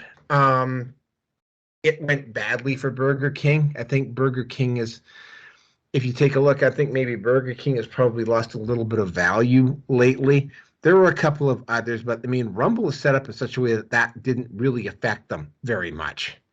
So, of course, they had the mainstream media start running hit pieces about Rumble because they were, quote unquote, supporting a rapist. But here's the thing, right? All Rumble has to do is, well, there's no investigation. These are allegations. All right? Like, we don't cancel people on allegations that aren't proven. There's this thing called right to a fair trial, due process. You know what? You want us to take Russell Brand off, you have to actually take him to trial and prove him guilty. Until then, he stays on our platform. And, for instance, when I did that show with Mercedes Carrera, and like less than 2 weeks later, she ended up being thrown in jail. I actually took a little bit of heat for having that video up about her. And I said, well, no, it's going to stay. You know what? She went till she gets an actual trial. I'm not going to remove it just on an accusation. Like, that's not how I work. So what this appears to have been is an attempt to try to get Rumble to toe the line. The British government also went one step further and said, please note that anybody attempting to do any commentary on Russell Brand on their networks is interfering in an investigation and will face fines, et cetera, et cetera, et cetera. Except, of course, that there is no investigation into the allegations that were leveled at Russell Brand. So that was a bluff. So it really didn't work particularly well. It's very obvious that it really wasn't Russell Brand that they were going after, although he is also a target. What this is, and this whole thing with the Online Safety Act and what they which we will be covering, by the way. I think we already covered it too. We'll be covering it on the next show on Sunday. The attempt by the Canadian government, to make any content provider that makes more than $10 million have to register with the Canadian government in order to allow their content to be featured on Canadian hosters. Wow, that is sounding more and more like what's the word? Socialism. When he banned all the weapons, and then he wanted to ban all of the hunting stuff. It is just. It's asinine. Who put him in charge? Do they vote for a prime minister over there? Or how's that work? Go ahead, finish what you're going to say, and then I'll. That's why I don't know what to say. All What right, a well, fool.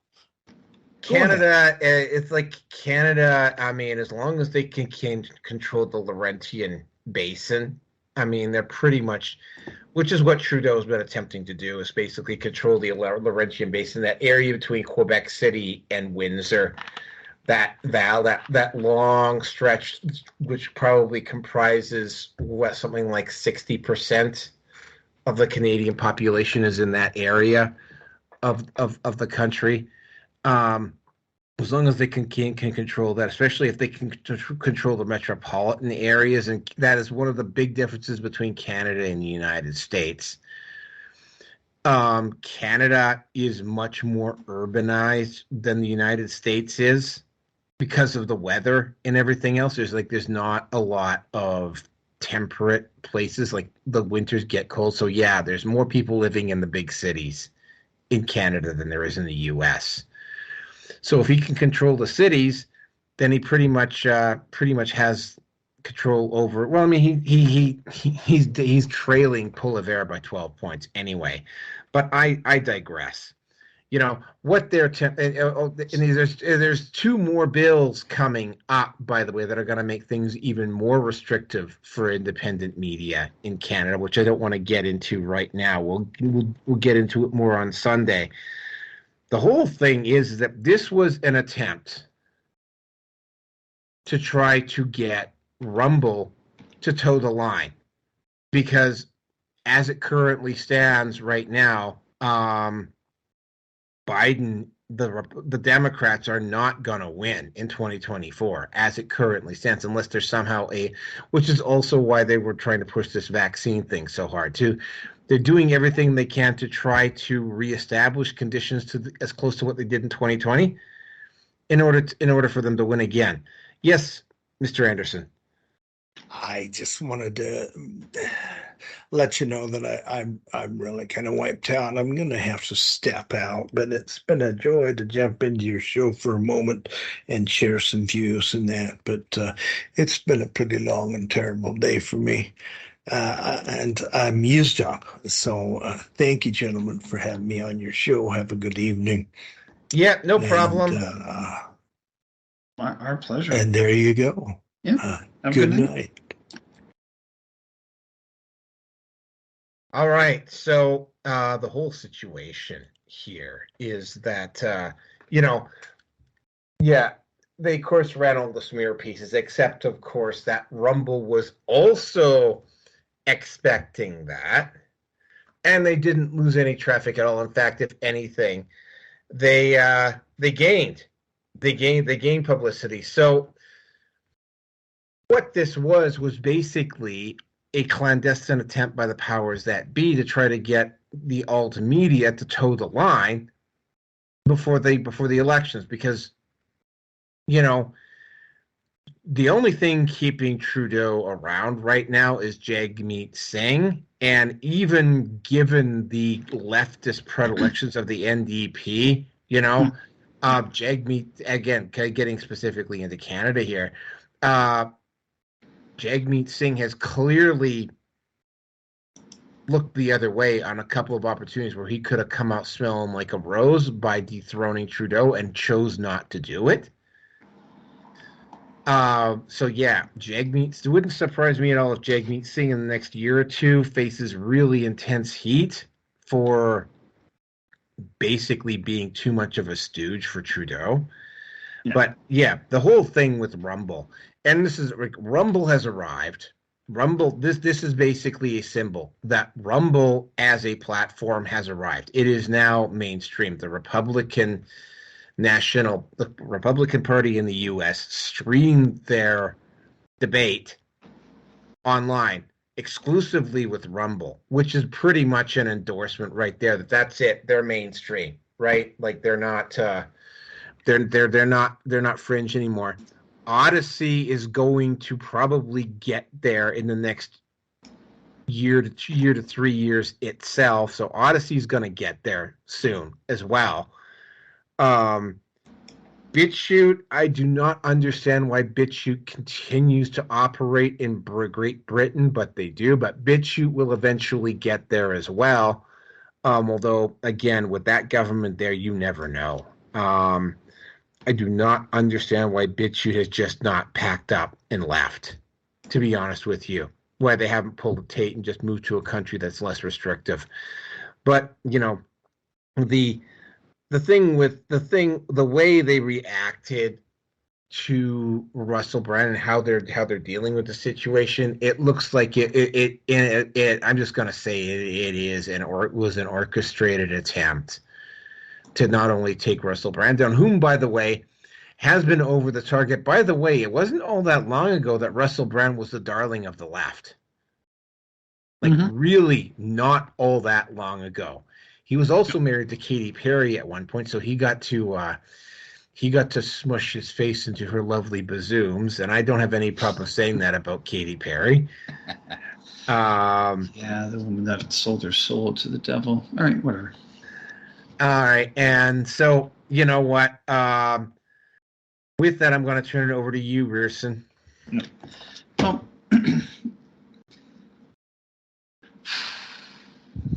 I wonder how long it's going to be before Rumble packs up and leaves Canada. I mean, I was quite surprised to see that Rumble is on Adelaide Street, I believe, in Toronto. I mean, it's right there. It's there for now.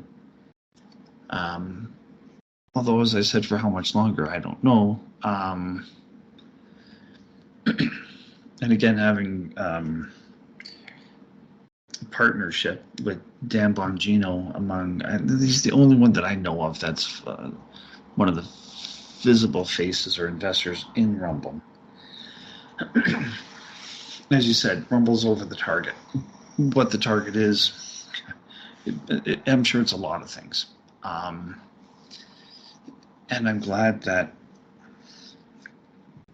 someone told the British government to go pound salt, sand, whatever. Because that's the only that.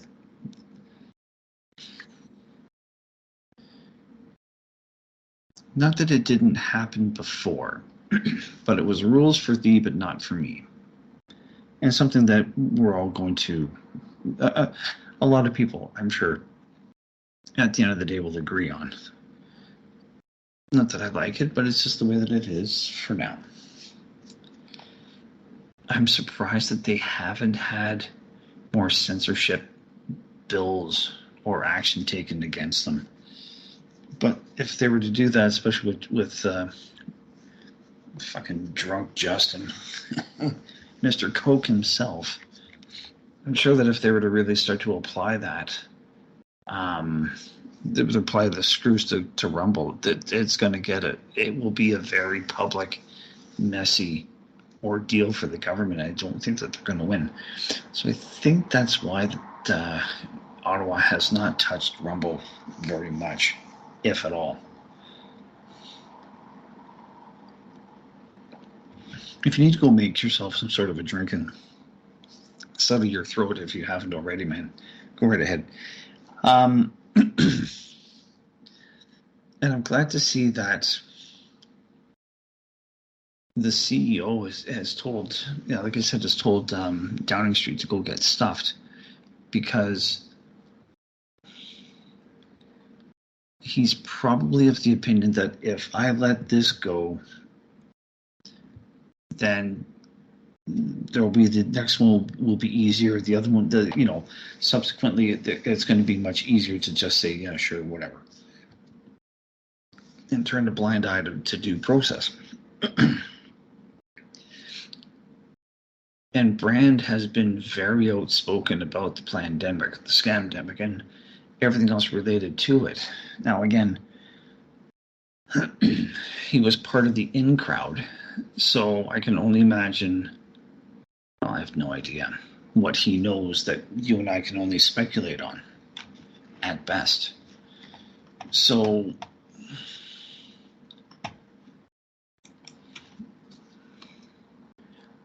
if it wasn't going to be Brand that was going to do something like this, it was going to be it would be somebody else. But let's be honest, it was only a matter of time.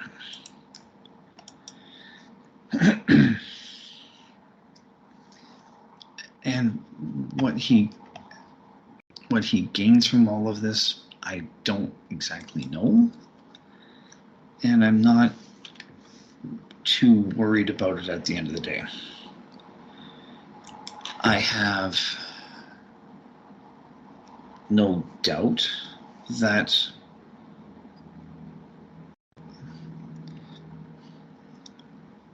the CEO of Rumble obviously would have legal counsel within the company, or at the very least would be able to figure out how, if they're going to move against the UK, of what their options are. I won't be. I wouldn't be surprised if he actually went to them and basically sued the government in some form or another.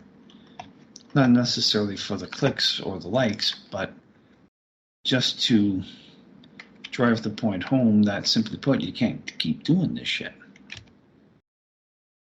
But right now, we'll see. We will see.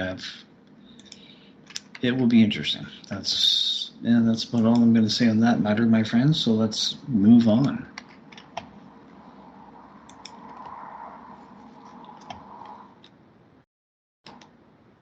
Sorry, I was busy right in the middle of downloading a photo here. So the next topic here, and this one is going to be, again, because we took so much time on the first one, the Writers Guild. Fuck. Sorry. Yeah, I know. I might go on for a while on this one, but okay. It has to point it out. The Writers Guild and the actors both, and I kind of knew this was going to happen. I did know this was going to happen. I don't know whether I actually said anything or went out on the record and said, yeah, I predict that there's going to be massive strikes after COVID, but that's pretty much what I figured was going to happen. Mm-hmm. The next phase on this was going to be, and it happened much faster than I thought it was going to. There's going to be two settlements to the strike, and option A, the strike goes on for a while, and everything just kind of winds down, and Hollywood is a shell of its. Hollywood has to reduce its content because there's just not enough revenue coming in, not only from lack of content, but from definite lack of quality content. Or B, they settle and have to scale back their operations because they simply can't afford to run so much. And they went with option B, which was they settled and they immediately reduced, like the studios, from what I've been hearing, cut the number of projects that they're running by half. Now, I covered this on the previous show. That means that there's less work for everybody in the Hollywood system because the money is just not there anymore. And you also have companies like, and of course, it shouldn't be any surprise, Disney attempting to sleaze the actor. Basically, what they're doing is they're bringing the actor in for a day, capturing the actor's image, and then using that actor's image in all of their stuff afterwards, and only paying the actor for the one day. That's fine. Again, I got to point out that not every actor in Hollywood is a screaming leftist. And I'm familiar with that industry. It's really cutthroat, and it's got to the point here where if you don't have the correct political opinion, you run the risk of being canceled. Wokeness killed off The Witcher pretty much. Mm-hmm. They can't say and you can't come and tell me that there's not any original ideas coming out there, because I read short story compilations on a regular basis. There's new and interesting ideas coming down the pipes all the time. Yeah. That they're not following up on, because to venture out and do something risky like that is a bit of a is much more of a roll of dice as opposed to going, which is what Disney's doing, going back and remaking all their old content over again, which is just sheer laziness on their part. Creative bankruptcy, yeah. Yeah. So the writers settled. They had to settle. They didn't get a significant pay increase. They got a little bit more.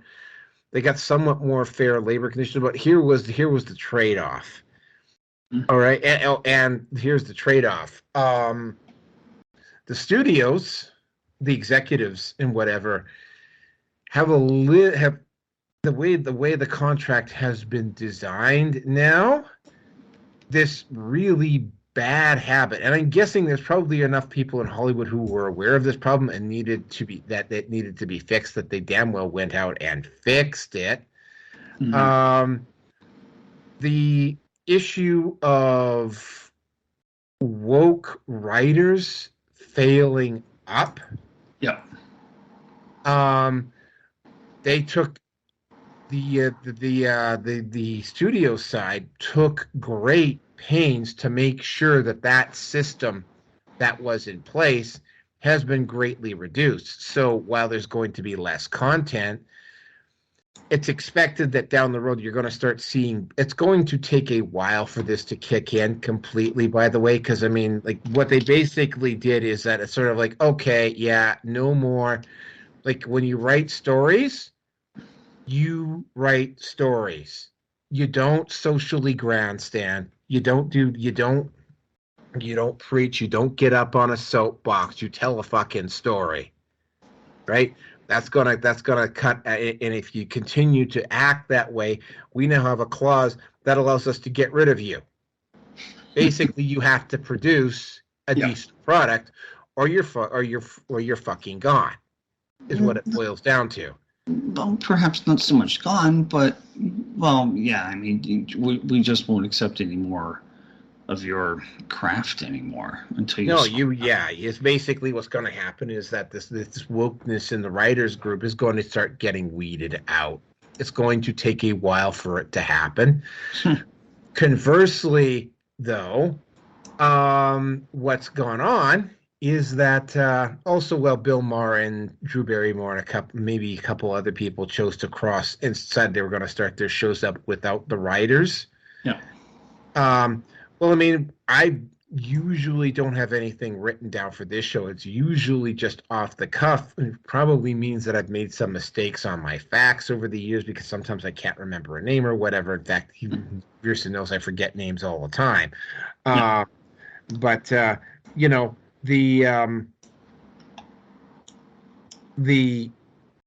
the issue here is that, I mean, they did that as a conversion product because they can't just hire people for the sake of hiring people anymore.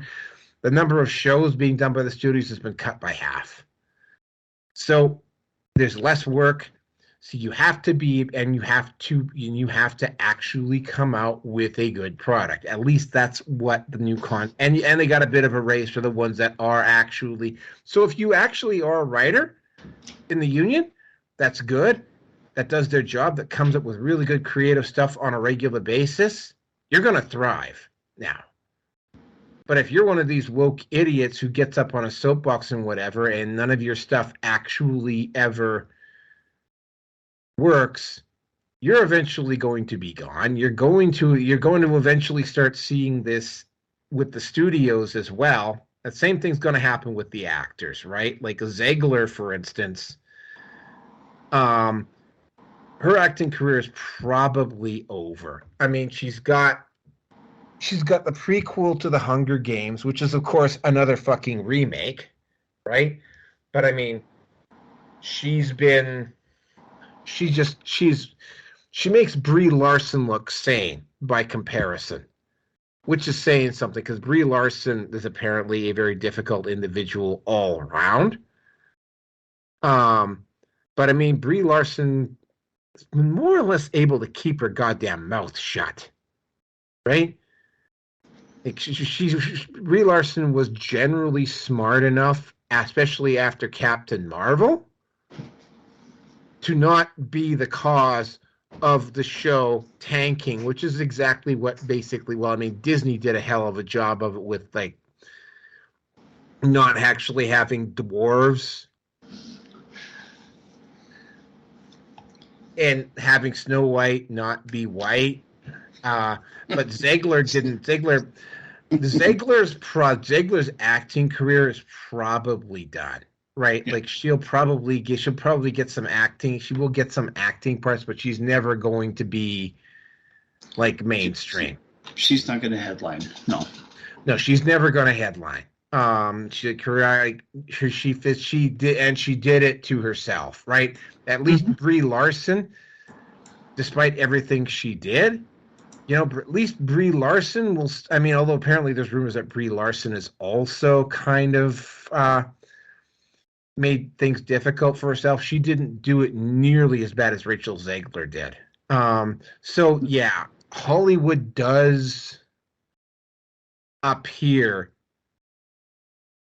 to be what we call waking up a little bit, right? The only problem is that they've still got BlackRock, Fleet Street, and Vanguard in the background, right? They still got the globalists out there. And this is the main point. And this is something that I said last week, and I'm going to say it again. Because these studios have successfully done so much damage to the product, right? Hollywood has done, by its own making, they have created an opening that the alt entertainment complex is going to be able to go through. And you are going to see, you're probably going to start seeing whole series being featured on, and that even if YouTube doesn't run them, it's not going to matter because Rumble will run them, right? Rumble will run them, BitChute will run them, Odyssey will run them, right? So it's not going to matter if YouTube and Facebook choose to block, right? You're going to see a whole alt entertainment complex start to get developed. In fact, there's even been specific regions of North America now, which are kind of turning into like these mini broadcast meccas. Austin, Dallas, Florida, and Tennessee appear to be the three big ones. Although, again, right, you're in a situation now where, those Harvey Weinstein type guys who were like, and it wasn't just Harvey Weinstein. This was apparently a big problem down in Hollywood and had been for decades and still is there, by the way. All of these young actors and actresses coming through the system, it's like, oh, well, sleep with me, give me a blowjob, and I'll give you this part, right? And it's sort of like, and let's face facts. There were women that said yes. Ashley Judd, Heather Graham. Like there were some, and they did it, and it turns out that they had some actual talent and were able to go somewhere with it, right? Yeah. But I said this right at the start. This accelerated what was going to go on with Hollywood. Like this whole COVID thing is going to end up actually being a blessing for entertainment because one, it built up YouTube, Rumble, Odyssey, BitChute. Probably it might have taken them another 3 or 4 years to get to this point had COVID not come along. So, they were able to secure the presidency for 4 whole years by doing what they did. Conversely, they've managed to pretty much, they won't say they killed Hollywood, but they gave it a blow from which it is never going to recover.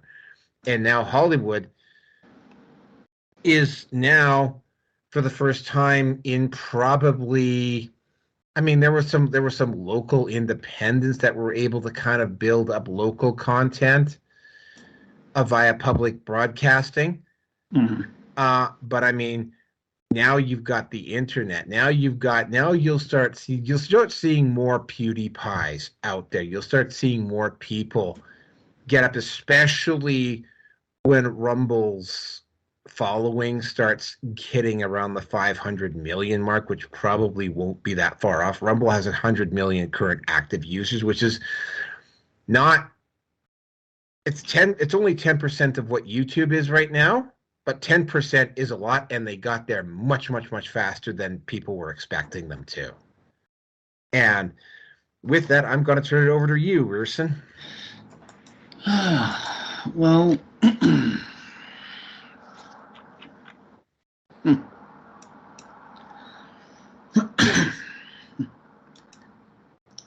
so,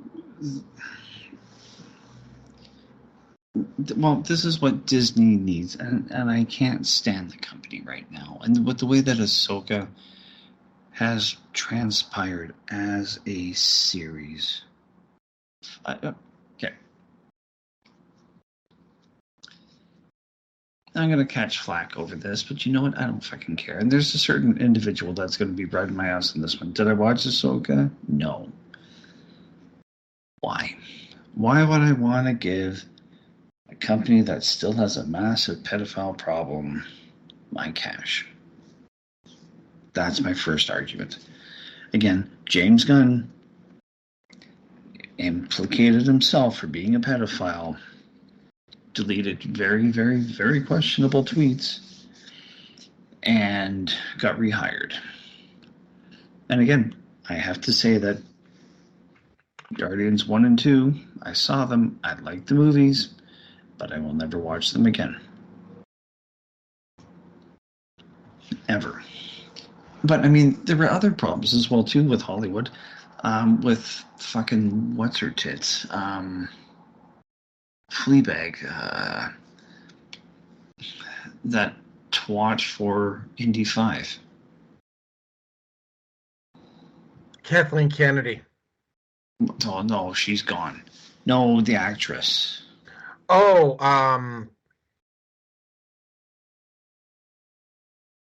God, I can't. Yeah, exactly. Exactly. That's how forgettable she is as a person.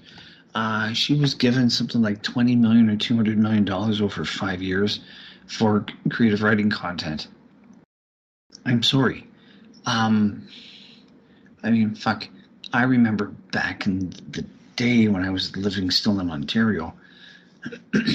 I didn't know the player very well. But one of the few things I remember my father will say about sports that stuck. Bill Caudle got signed up for a nice fat contract, and his performance suddenly seemed to have dropped off. I mean, what, if any, incentive? Phoebe Waller-Bridge. Thank you. I mean, what incentive does she have to actually work or to write something that would be considered good? I mean, it's a bit of a rhetorical question, but it is an important question that needs to be asked. Now, didn't see Indy 5. I had no intention. I mean, fuck. I saw Indy 4, but only because it was being played at my work, at my workplace at the time. For TV. And then what else was it? So they have half the workers are going to be hired to do half the work. So there's like a quarter of the people and material that are required are going to be employed. So for those writers that are struggling, I'm sorry, but at some point, I mean, especially if you have like 2 or 3 plus check marks, are you competent, or are you just there because BlackRock felt the need for that you needed to be included just because? And they gotta go. Like, they don't produce anything of any real value. Again, after Marvel's Endgame, that was it. That's where Marvel reached its peak. And if we didn't have the shit coming out now, I have to say Doctor Strange 2, the second movie, wasn't that bad. I mean, there was the grandstanding with whatever her fucking name was. She was the lesbian. Last name was America or something like that. I can't remember. America Chavez. Oh, fuck me running. I mean, how much more grandstanding could you not have by that name already? Fucking go to Venezuela. Go tell me what it's like to live there, especially as a woman. Go in there, you have like $500 US to live on, and then you gotta live just like every other woman down there does, whoring herself out in all likelihood, at best. Fucking idiots. Absolute morons. I mean, to prove a point, if I had the creative pull in Star Wars, in Lucasfilm, I would get the people that I want that are going to be able to write good Star Wars stuff that the fans want, like would work with Favreau. Okay, here's your budget. You guys do. You can do 2 or 3 shows. I don't care. Here's your budget. Once you run out of money, you're out of money. It'd be the same thing for those fucking woke idiots with the High Republic and that one writer's name, Ireland. She happens to be black. Isn't that fucking funny? Anyway.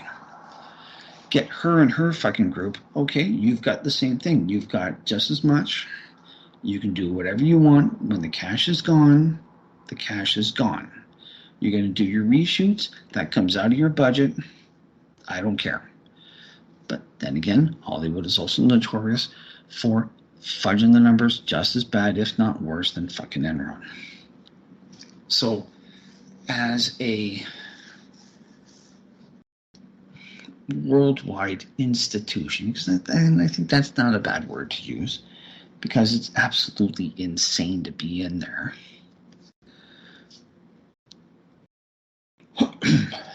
And you have to be committed. The Writers' Strike and the Screen Actors Guild, not to say that they don't have valid points, but someone from their union should have better access to know and see what's going on in terms of the numbers in Hollywood. Now, I know Disney doesn't like that idea because right now those dumb fucks are bleeding red. And it has been death by 1,000 cuts, but those cuts are getting pretty fucking deep. And fuck. And again, having our friend, he's been giving me his viewpoint on Ahsoka and how things have developed. And fuck, I mean, I retract everything that I had said before about Filoni being the man that's going to resurrect Star Wars. No, he's not. I mean, oh my God. Oh, the man is more or less a closet no, he's a feminist, and he's basically gone on record going back to 2017, I had heard, to say that the George Lucas Star Wars isn't going to be what you're going to be getting. You're going to be getting my version of Star Wars. And it's been shit. Rebels wasn't bad. Bad Batch, I did like. But, oh my God. I realize this is going off topic here, but Filoni's wife thinks that abortion is health care. And highly questionable, but these people out themselves. This is my opinion, but I feel very strongly that I think that this is part and parcel with what's going on. She had a mug, Hail Coffee, as in the coffee mug, and right below that was Hail Satan. I was just like, oh my God. So baloney Filoni, that's what I'm going to start calling him now from now on, or just baloney. To be married to that kind of a person, and Tom Hanks, again, Rita Wilson, his wife, fully admitted on TV she's a Satanist. With someone like that, you are at best turning a blind eye to what they are most likely doing within their congregation. I can only use that word. That's the only word I can really think of using. and you turn a blind eye to what they do, at best. At worst, he's right there with them, and if that's the case, I realize this is an allegation, so take this however you will. My opinion. But given the mythical, biblical, or what evil, what does evil do? Can evil really create anything? No, all that they can really do is take something that has been already created and they corrupt it, they pervert it. And that's my opinion as to where Star Wars is going. I apologize for going off in a bit of a rant here on this one, but it's you can drive a fucking semi through the plot holes of what I've seen of Ahsoka, and I've seen people that are very, very critical because they know exactly what they want from it, and they're looking for reasons that it doesn't work very well. So this writer's strike, I wish it happened a fucking year ago. I really do. I really wish that the shit that's come out for garbage from Disney, I wish this happened a year ago, and hopefully this mess would have stopped and we would have something better. I mean, it isn't. They don't have a sprinkling of feminism in it. Like, the fucking meat has been soaking in it for fucking years, and it's just, if we do a takedown if we go through it somehow,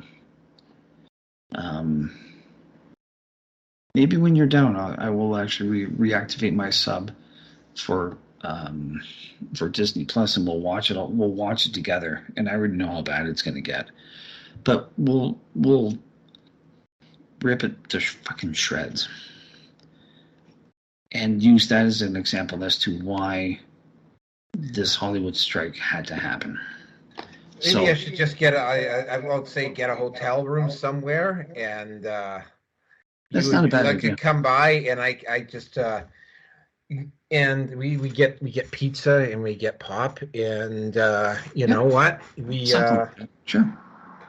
Yeah, okay. I think of something that can be pulled off in the next few days or over the weekend. I think I'll let you know. Let you know. It'll have to happen before I go back out, though. Yeah, no, for sure. And of course, I'll bring my laptop as well too, because it's got a nice big screen and I've got some really nice little speakers too. Because I mean, it's probably more comfortable than your apartment. Oh God, it'll be so much easier, and I won't have to worry. And not that I seem to have as much of an infestation problem. It's reduced dramatically, but they're still here anyway. So yeah. Now, yeah, it'll probably be a lot more private than for sure. Yeah, for sure. I'll bring Fight Club and Matrix with me as well. Sounds good. Okay. Now the other thing is, it's the issue of, again, the AI and the digitization of the actors, and I completely agree with them, but again, I see where the AI can fill in all of the small stuff. So your talent pool is going to be affected by that because they don't need people there, and it's going to cut down enough. I don't know how much extras cost on a daily basis. Obviously, it'll depend on how many extras you need and whatever else, if they're required for that day or not. So the industry requiring extras is going to drop. I think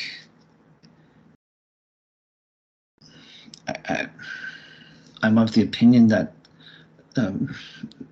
the unsustainable cost of living in LA and the area overall, by doing all of this, it might actually start to bring a market correction in to make it a little bit more affordable. Will it? I have no idea. Will it be messy for those people that are going to be affected by it? Yeah, it will be. But you know what? They were overall quite ruthless for people such as us. You know, if you lose your job during COVID, well, go learn to code. Well, yeah, you know what? You need to go learn how to code at this point, because your sorry ass is not you will not fit. Like especially if they have,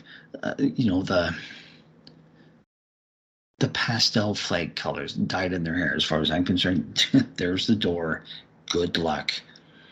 If you're lucky, that's all that's going to happen is you're going to get fired. So there's a lot of fluff. There's a lot of growth, unnecessary growth on that tree called Hollywood that has to get trimmed. It might look pretty. It may look very, very pretty, but those people they don't need to be there. They should not be there. And then they have to find something that's going to actually be legitimate for whatever they have for their own aspirations. Not my problem, because I'm working on myself. I've got things that I'm working on, and I'm making progress. I'm not where I want to be, but in about a month and a half, I want to be done with this one program. And then once I've got that certificate, I am looking for work outside of the country, and I'm going to leave. Anyway, and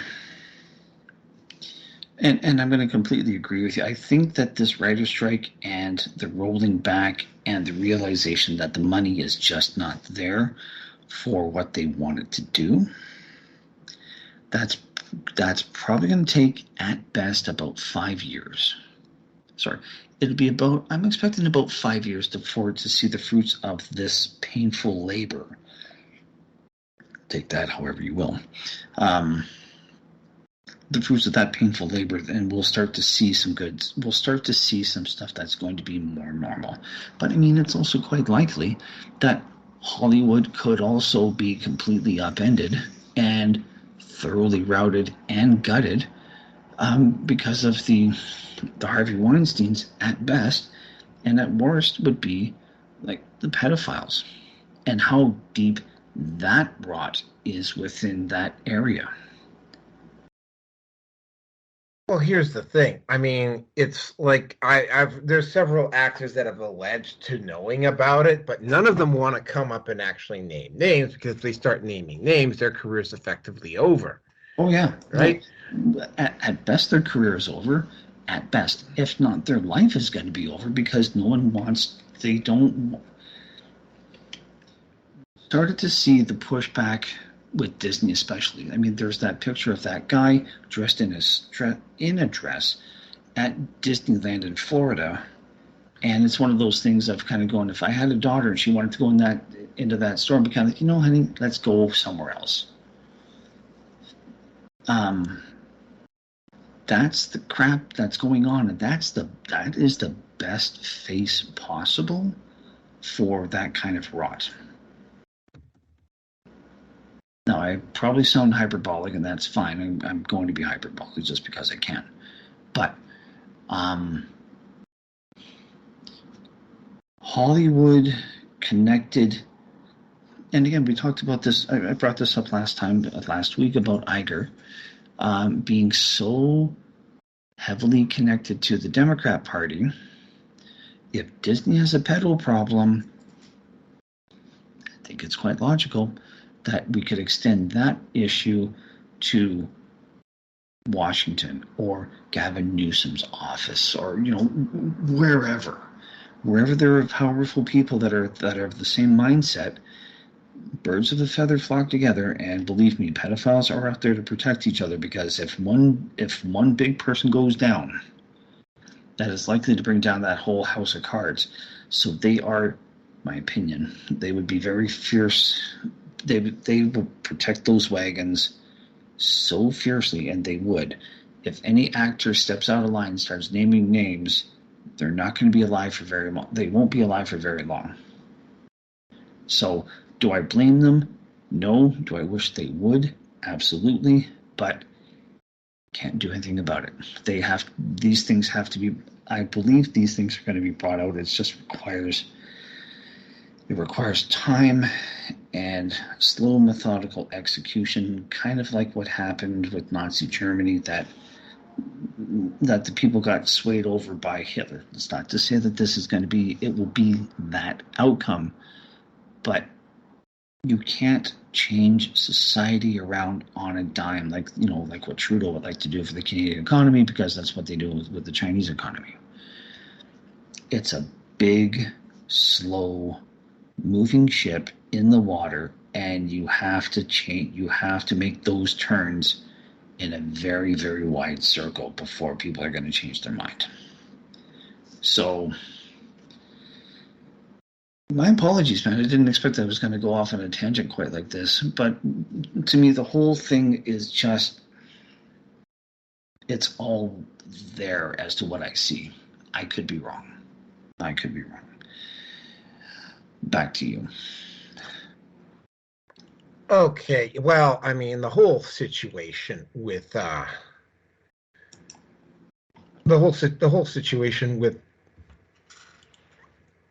with Hollywood is that, I mean, yeah, we could see this coming from a fairly long ways off, yeah, I mean, it's, they're aware of Get Woke, Go Broke. Like, most of the mainstream Hollywood crowd is aware of Get Woke, Go Broke. And in fact, they're so aware of it, they have to actually write up stories that say that Get Woke, Go Broke isn't a thing, even though it quite clearly is. And then every once in a while, you do get a movie that is woke and doesn't go broke, like Barbie, for instance. Right? And see, there's Captain Marvel, there's Barbie, I think there's been a couple of others that have been kind of like just sort of like break even, right? So we see it's following the formula, 1 in 10 and so on and so forth. But it's like, no, it's not just 1 in 10. It's probably maybe about 5% of the movies that come out, from not even 5% of the movies that come out of the system that actually do well. And keep in mind, there was when it comes to both Barbie and Captain Marvel had some very suspicious financials around it that didn't make sense. And there were enough people who saw enough inconsistencies going right down to the DVD sales, because like they generally know that DVD sales are going to be about 10% of the actual take of the movie, right? So if you do $1 billion on a movie, you can generally do about 100 million on DVDs. And Captain Marvel only did about a third of that on DVD sales. And it's like, there were so many inconsistencies about it that, you'll notice that they didn't trumpet the win too much, and then they just kind of conveniently forgot about it and disappeared. A lot of that had to do with Brie Larson, by the way. But the whole thing just made they can't pull that off again. With Barbie, you got a situation where they captured lightning in a bottle. Greta Gerwig wanted to mock the Manosphere so badly that she adopted enough material, and she did enough good. She let Ryan, Ryan Reynolds, Ryan Gosling, do the character as he saw fit. And she adopted enough material from The Matrix and Fight Club and Saving Private Ryan, and managed to do enough stuff that she actually got a decent movie by accident. There's gonna be a sequel, and I can almost virtually guarantee you it won't do nearly as well, right? Like, Barbie is a fluke. I'll just say it. Barbie was a fluke, because if Greta, if it had not been a fluke, then Greta Gerwig would not have feminists would not have absolutely fucking lost it when they realized that the Manosphere was endorsing the movie. Because they were like figuring, ha ha ha, we're going to mock the Manosphere out from this movie. And what ended up happening is that the people in the Manosphere were like going, hey, fuck, you got to go see this movie. Not for the reasons that you think, though. So every once in a while, they'll do a good movie by accident. Ultimately, though,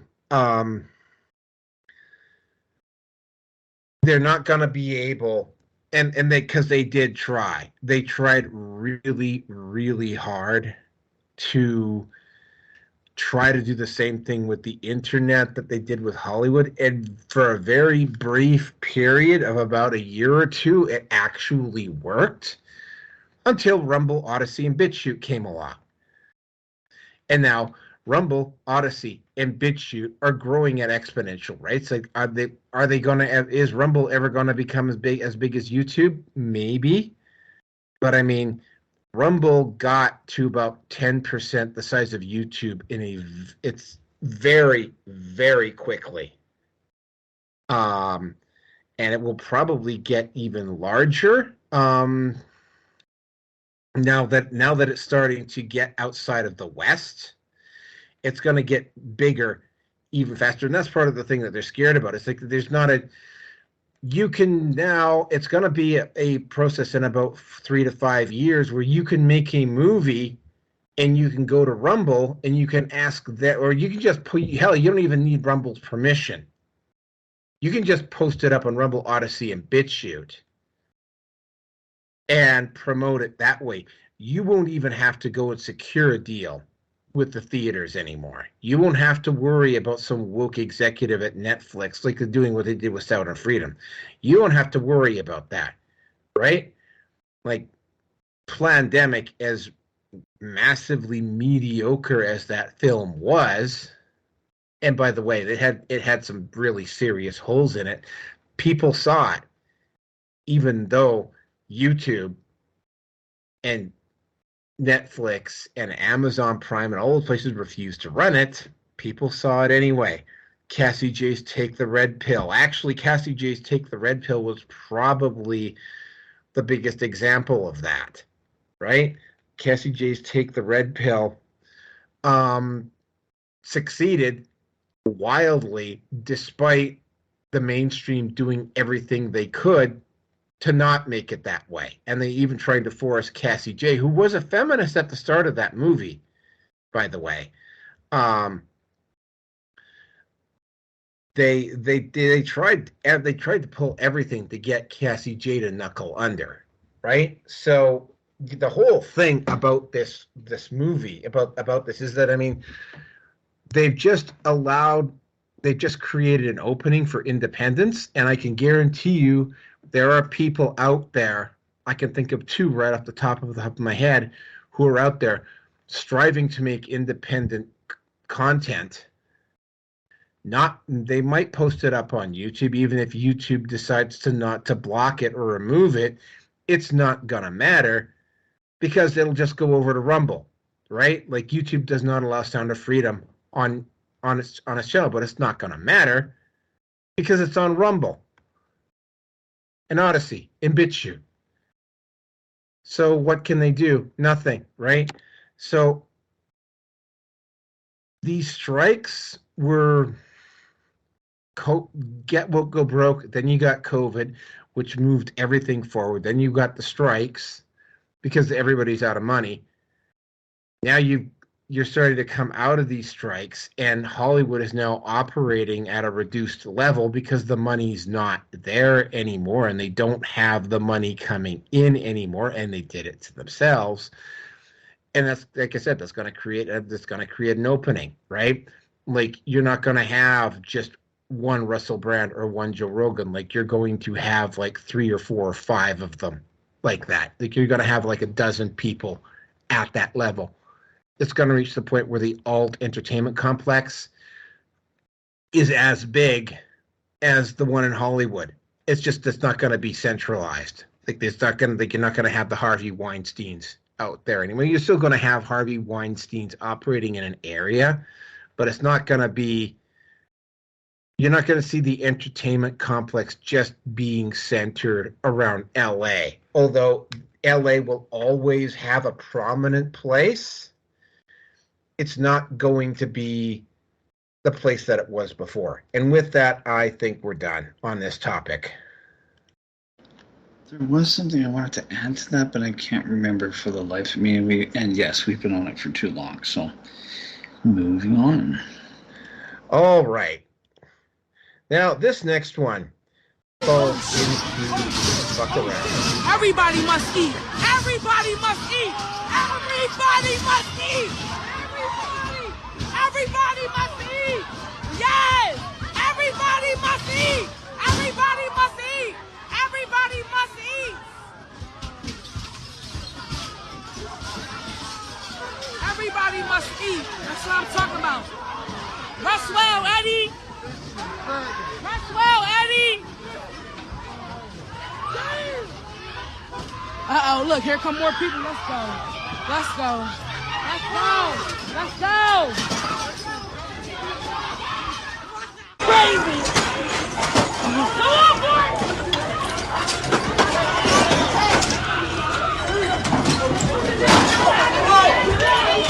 Oh, it's so close.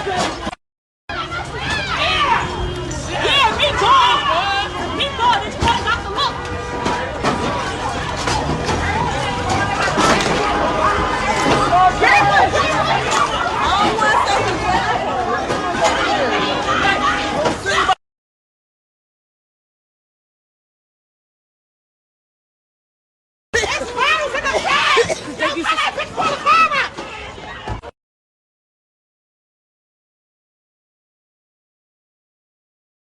Bros, all this cops from here. Oh yeah, the cops coming.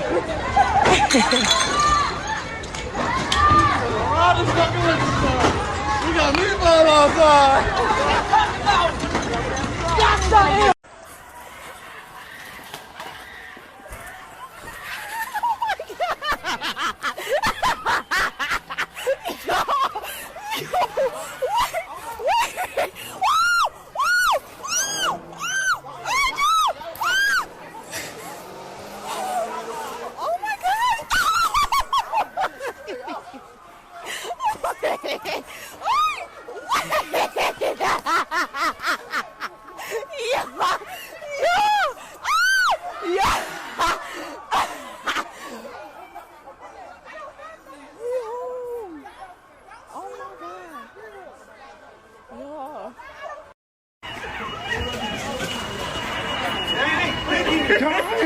God, fucking you up!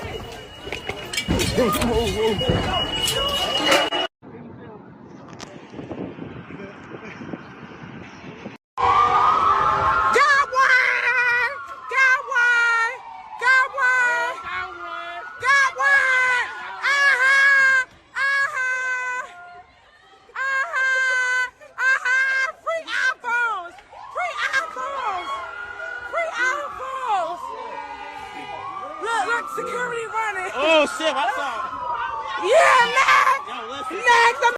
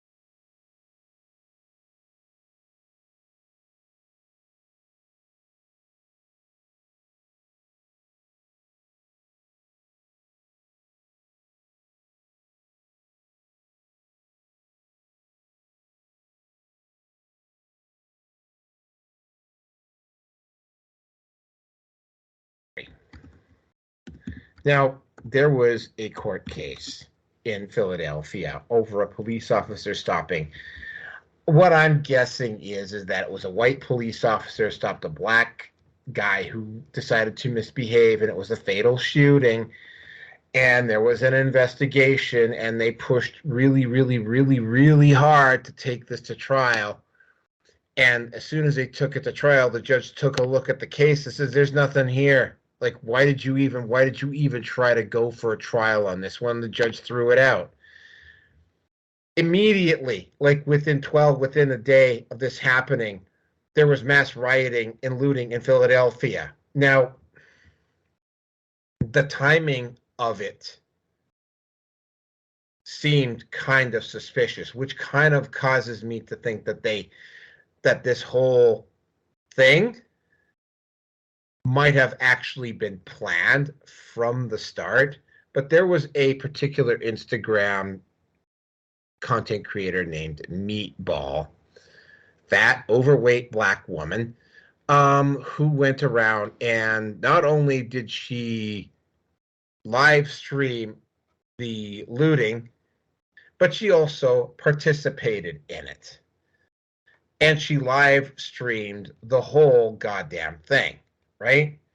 And she continued to live stream and comment as she was driving home. And of course, right, more than likely some people found out what she was doing, reported her to the Philadelphia police, and the Philadelphia police were able to triangulate her position using the towers, and were able to get to her. And the first thing that happens after she gets pulled over is, "We didn't have nothing to do with this." Well, it's like, we've got you on camera participating in this.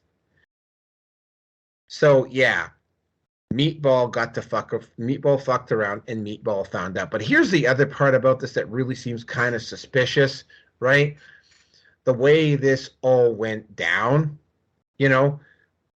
this Instagram live streamer went to a mall parking lot where everybody pre-gathered, where they determined where they were going to hit, how they were going to hit, how quickly they were going to hit, and then they were going to move on, right? Okay. So this was planned out from the start.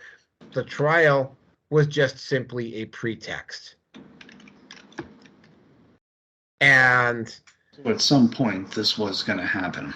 Yeah, no, they it's almost like, for instance, when we talked to Henrik and Kelso in Chicago, right, about how those raids in downtown Chicago were pre-planned. That wasn't just some spontaneous riot. Like, that was a pre-planned looting of downtown Chicago. This is basically the same thing, right? Yeah. Yeah. The police were a little bit more prepared this time, because I think somebody probably leaked it to the police. So, I mean, there was probably already a task force on it when Meatball was doing what she was doing. Being a meatball? Fuck.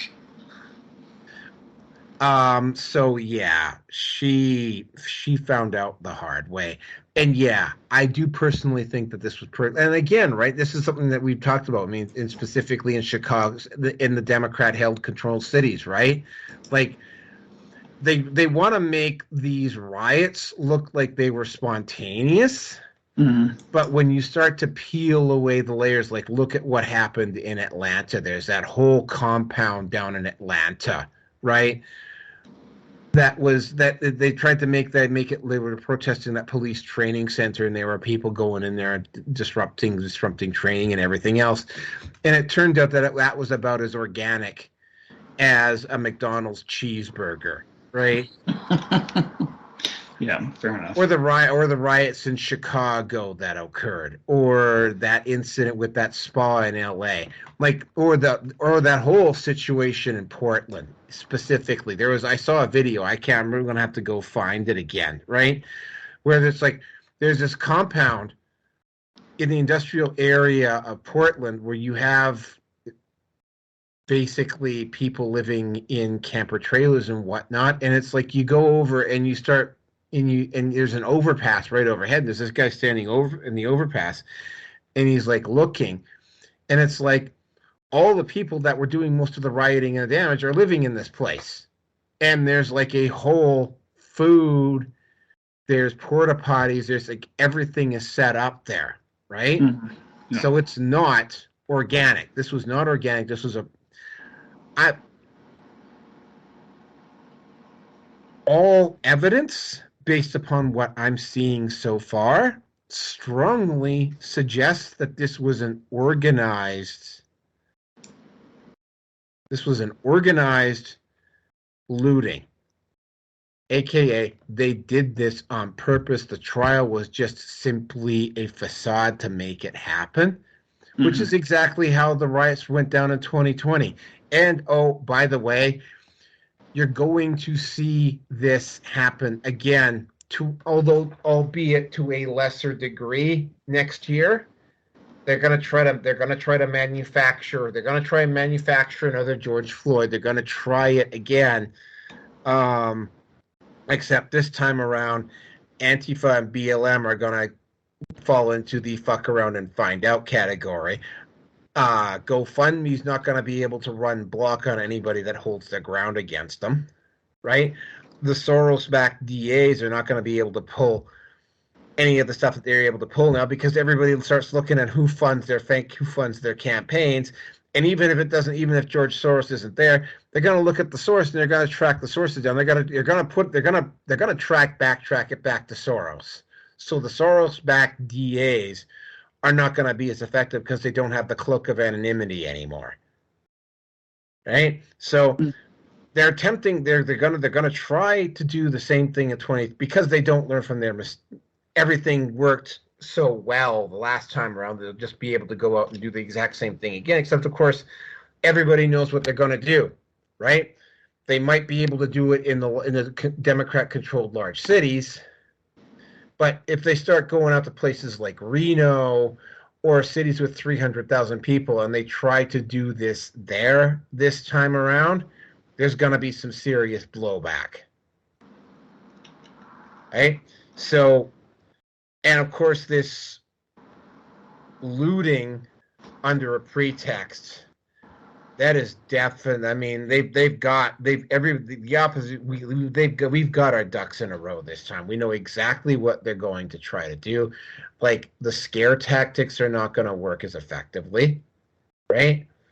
Yeah, it's.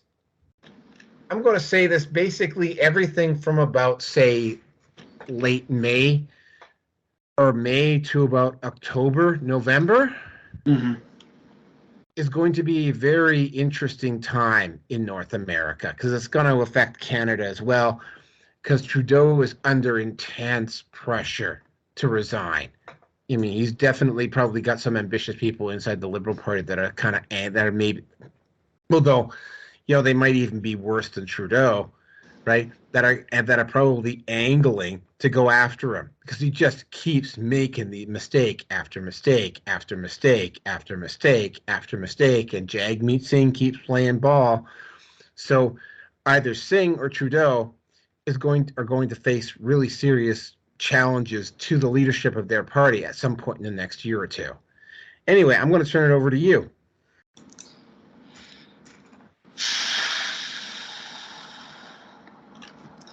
Well, I mean, all that this is going to do is create more and more of a need for corporations to reconsider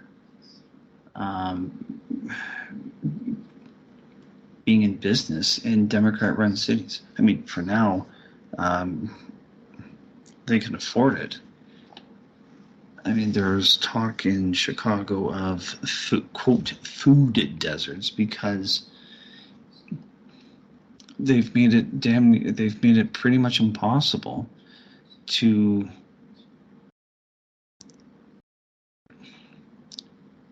deter criminal activity of people from stealing. I mean, it's almost going to have to come down to having armed guards, and anybody caught stealing, it's going to it could very well be a case of shoot first and ask questions later. I mean, maybe with tasering, but that's where I could see it going to an extreme. But then again, we're talking about ideologues that are using government to be the problem, to solve the problem, so they can have more. They can coalesce more power around them. And I don't think I'm wrong by saying it that way either. It's, oh my God, it is a mess. I mean, it really is a mess. And I don't know, I really don't know what to say at this point over it. Because it is so...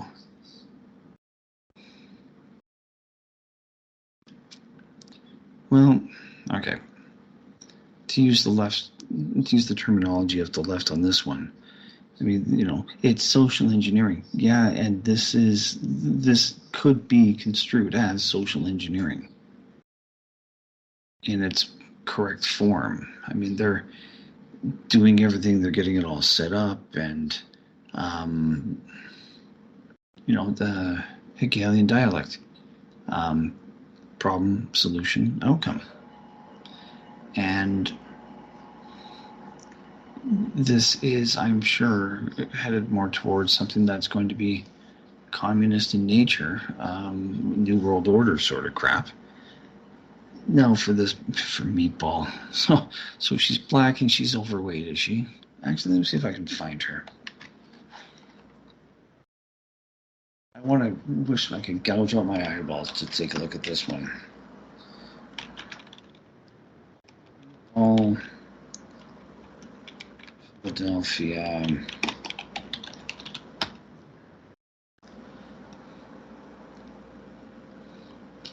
Philadelphia social media influencer Dejah Blackwell, also known as Meatball. All right, let's see if I can find this fat bitch.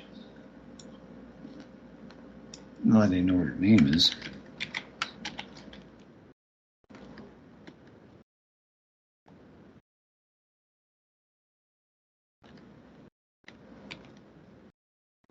I don't know what it is about fucking African women and their fucking names. Jesus, they're fucking weird. I want to see what V might tap into. I regret it. Yeah, you regret it because you got fucking caught. Oh no. Blackwell, oh no. Following Tuesday's night looting, she's garnered attention in the last 40 hours because of her social media live stream. Yeah, I regret it. Yeah, you only regret it because you fucking got caught. Let's not kid ourselves. Oh, good Lord. That is not a nice fucking live face to look at. Yeah. I mean, whoa. I mean, she's not morbidly obese, but that woman's got to be packing like 220 pounds. Easy. Well, all I can say is I know V would tap that. Oh, V would definitely tap that. I wouldn't go anywhere near that. Oh, good God. Oh, that is nasty. She's... the gunt is pretty much covering over what resembles panties. Oh my God. And of course she's... All right, V, have at her. She's sporting the Aunt Jemima look as well too, and enough of her pictures. Wow. Okay, I'm going to get this. I'm going to send this to you on Telegram. You're going to hate me. And here they're at Pillow Nation Hangout. We have no problems trying to gross each other out. Okay, I mean, I have met some... I mean, here's the thing, and I've said this before. I have been with women that are on the larger side. Here's the thing about that, though, and we bring up one person in particular. First of all, that one that we brought up, she was larger, but she wasn't morbidly obese, and her personality was a lot more pleasant, and she looked after herself. Like she was a little on, and this is the thing about the ones I've been with. They've had pleasant personalities. right? They generally, in my case, they had to have big rocks because that's the big selling point with women of that type is that they usually come with a nice pair of tatas. That's just me, right? Well, these tatas are not nice. But I mean, a lot of the larger women will come with. For instance, Dog the Bounty Hunter's wife is a larger woman, but Dog the Bounty Hunter's wife also had like a super large pair, and Dog the Bounty Hunter would talk about frequently about how he got to play with those. So it was like, you know. Good for him. That's all I'm going to say. Okay, dude, go to Telegram. I want your reaction. Okay, I'll go to Telegram here. Just keep talking here because, by the way, we're pushing 4 hours here. We still got one more topic left. So okay, yep. So anyway, I mean, Meatball. All I'm gonna say is that she's a fucking meathead. If she thought that she could kill. Oh my God. Oh. Oh, why did she even post this? I mean, sure, V would tap it, but V would tap it. I sure as hell wouldn't fucking go anywhere near that. Mm-hmm. I would hate to be in the near vicinity when she says, when she's not going to say it, but she'll be screaming it, "I'm horny. Run for the hills, boys. Run for the hills." And you're welcome. But, like, does this woman have poverty level thinking, like problem solving skills, to think that there's no way that she could be traced back to the looting? And as far as I'm concerned, throw the fucking book at her. I mean, you could throw the fridge at her, she'll fucking eat that too. But, you know, like, I have to ask the question, like, and I would love to ask her directly, like, are you stupid or something? Like, does your poverty mindset and affirmative action and this victim mentality that you've got think that you're above the law, or that you're smart enough to outsmart the police on this sort of shit? I mean, if she was as cunning as she is fucking heavy, that's one thing. But, oh, I regret it. Yeah, like I said before, you regret it because you got fucking caught. Like, what more do we need to say than that? So, you get what you deserve. If you think you can game the system, go right ahead, but do not complain. Do not play the victim like she did because she got caught. So, that's all I got to say on this one. Idiot. Fucking idiot. All right. Okay, well, the individual who the House of Commons applauded, his name is Yaroslav Hunka, by the way. Mm-hmm. I'm looking that up while you're talking. Yeah, no, fuck around, find out. That's exactly what happened. I'm going to be downloading some of the stuff that she did. But, I mean, it's like, yeah, at one point, everybody got to eat, everybody got to eat, everybody got to eat. So you're raiding a liquor store because the food is, like, and this is Jeremy Hambley talking about this. So you're raiding a liquor store because Wiener Tots and beer are incredibly nutritious. No, man. No. I got one better for you. Steak in a glass. You got Guinness. Oh my God! There is no protein. There's nothing real in that thing anyway. I mean, it's dark flavored beer. That's all it is. That's all it is. Anyway, let's move on to the next one because I mean, yeah, yep. We went on this one longer than I thought. Meatball, fuck around and find out. Yeah, I didn't think we would go on as long as this one because we're gonna run over 3 hours here. So the next one and the last one, and this one, we might actually go for a while on this one as well. Oh, we will. We will. So I had noticed in the last couple of weeks, You know, because what happened is that, I mean, I was growing the site, the Red Pill Nation that I run on Facebook was getting upwards of 100 people a day. And what happened is that the libs of TikTok, I started posting up libs of TikTok content on that Facebook account, and literally instantaneously, like the numbers just plummeted.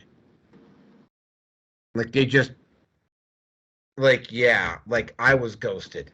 Like I was, what would be the word? Throttled? Or whatever?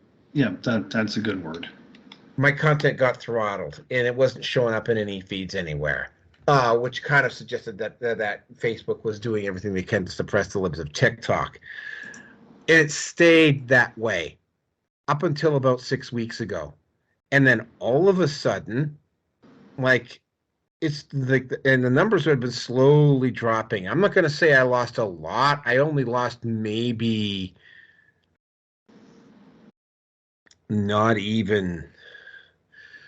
probably maybe about 1% of my content, my viewership on that channel, my subscribers.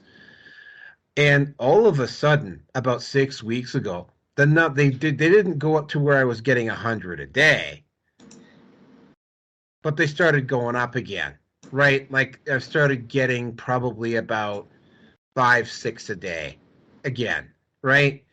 And I wasn't putting 2 and 2 together until I actually started, until I got, once specifically when I got back to Edmonton and internet access became a little bit easier for me. Mm-hmm. I started noticing something. Like there's a lot more people covering Manosphere content. And as a net result, there's more red pill channels and more MGTOW groups forming on Facebook and whatever. By the way, I'm going to go on the record saying at some point that Facebook is just going to delete all the Facebook and all the as much of the Manosphere content as they can. That's going to probably happen in the next 2 or 3 years. Maybe even sooner. Facebook is going to have to take this content and just completely wipe it out. I'm fully expecting this channel is going to get taken down. I'm very careful about who I let in. Mm-hmm. But still, right? They're just going to say red pill, MGTOW. No, you can't have groups with those names, and they're just going to take them all down, right? And then I started looking around, and all of a sudden I started noticing that there was a lot more, specifically from conservatives, there was a lot more content on the red pill being done by the political right. Of course, right, and this is something that I knew years and years and years ago. There's the left approach to the gender solution, and then there's the right. The left is completely dismissive and treats masculinity as toxic. The right still functions under this guise that if you find the right woman, you don't have to worry about that. So stop talking about it and just go out there and keep looking. There's just 2 problems with that. One, the group that talks most about that particular type of situation isn't MGTOW. That'll be the PUAs. And those 2 groups don't necessarily get along. So MGTOW don't necessarily peruse PUA content, right? So to quote MGTOW philosopher, sign me up for that shit. So it's no. Your problems don't, and Rearson's got some direct experience with this. No, your problems with women don't just magically fucking disappear because you quote unquote found the right woman, right? Like the metaphorical gun is still there, right? And there's no, at least from what I've heard, there's no statistical evidence that shows that women that go to church are morally they're maybe slightly better. Revenga! Hello, Espino. Yeah, Angel, we're almost done. I wasn't going to stick around. I just wanted to say Revenga. It's from Scarface. Peace, guys. Ah, yes, I remember. Yeah, sorry, Angel. We're almost done, man. Maybe next time.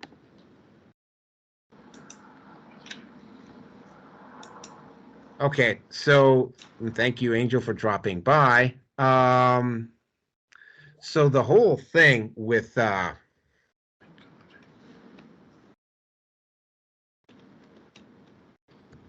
on, thanks for dropping by, Angel.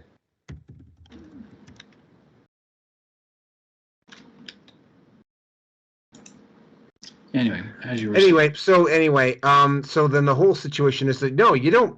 Your life doesn't get better.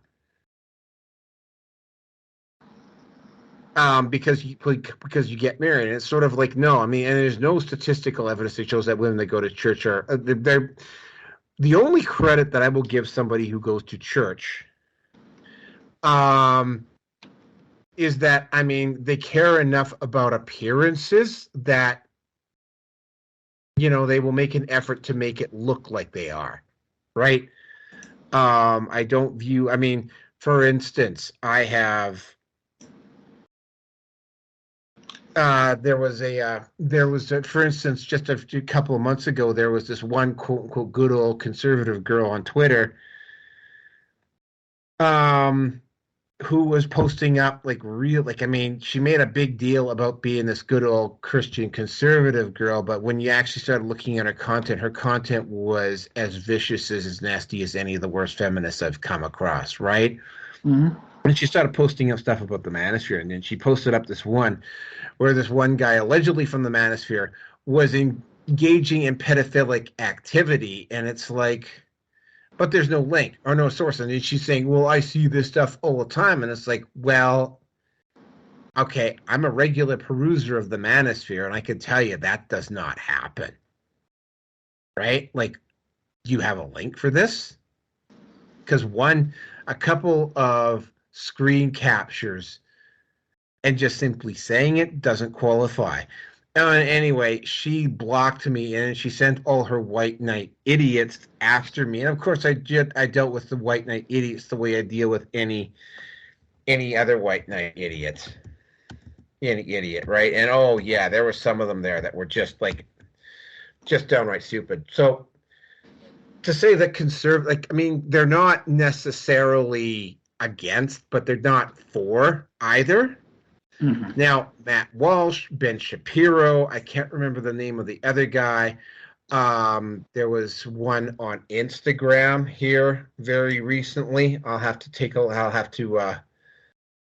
find her as well, because she actually sent me a message telling me to calm down. And it was like, no, I'm not going to calm down. I mean, you said a bunch of shit about the Manosphere that just isn't true. So no, I will not be calming down. But I mean, and then of course we have the now infamous Kira TV,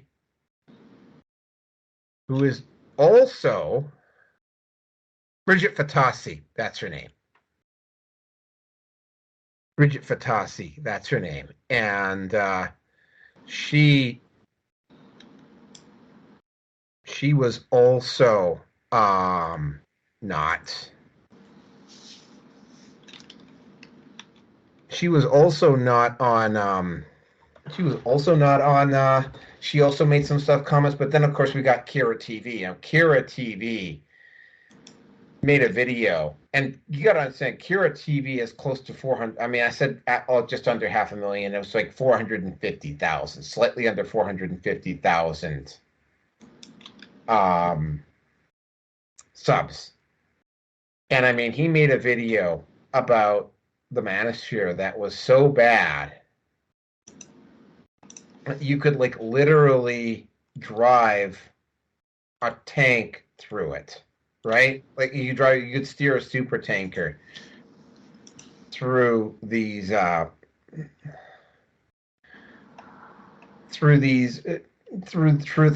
I pointed out all of the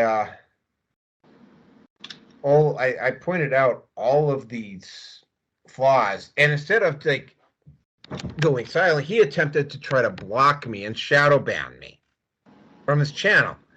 And my response was, well, yeah, you can do that, but that doesn't stop me from letting everyone else know what you're doing. And by the way, you don't get to play victim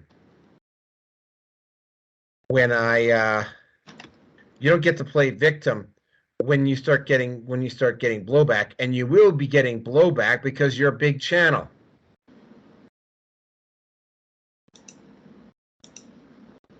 So anyway, so the argument for, well, I mean, Matt Walsh was actually caught outright lying. That was the one that was at one point was, yeah, he was like literally caught outright lying. But I mean, what they basically were like saying is that, well, no, you're wrong. You know, marriage is not that bad of an institution or whatever, and you just need to ignore what they've been saying in the Manosphere, and you just need to go back. So you need to go back to the plantation. You just need to ignore what's going on with you just need to ignore the facts, and you need to just go back. And it's sort of like, and of course there's a couple things. One, you know, like, you're ignoring a huge section of the issue, which is basically any interaction with a woman right now is fraught with hazards. Like, literally any interaction with a female right now, you know, that woman can pick up a metaphorical gun and turn it on you as she sees fit. Like, I mean, we're going to be doing somebody next on the show on Sunday. Trying to remember his name right at the top of my head. Trevor Bauer. His accuser was in a 12-step program, or at least I'm going to guess she was probably a newcomer in a 12-step program. But she openly started tweeting about the fact that she was just basically after Trevor Bauer for his money. And when Trevor Bauer didn't knuckle under, she just basically went out and said this stuff. And MLB, the Dodgers bought. He's the baseball player. Yeah. Yeah, he had his contract bought out, and they just kicked him out of the league on a false accusation. And Bauer had the financial resources to fight back, and he did. It took him an awful long time because apparently they fought really, really hard to prevent her from turning over her texts. And in her texts, she has her 12-step sponsor, like, saying, like, this is not a good idea, don't fucking do it. But she goes ahead and does it anyway.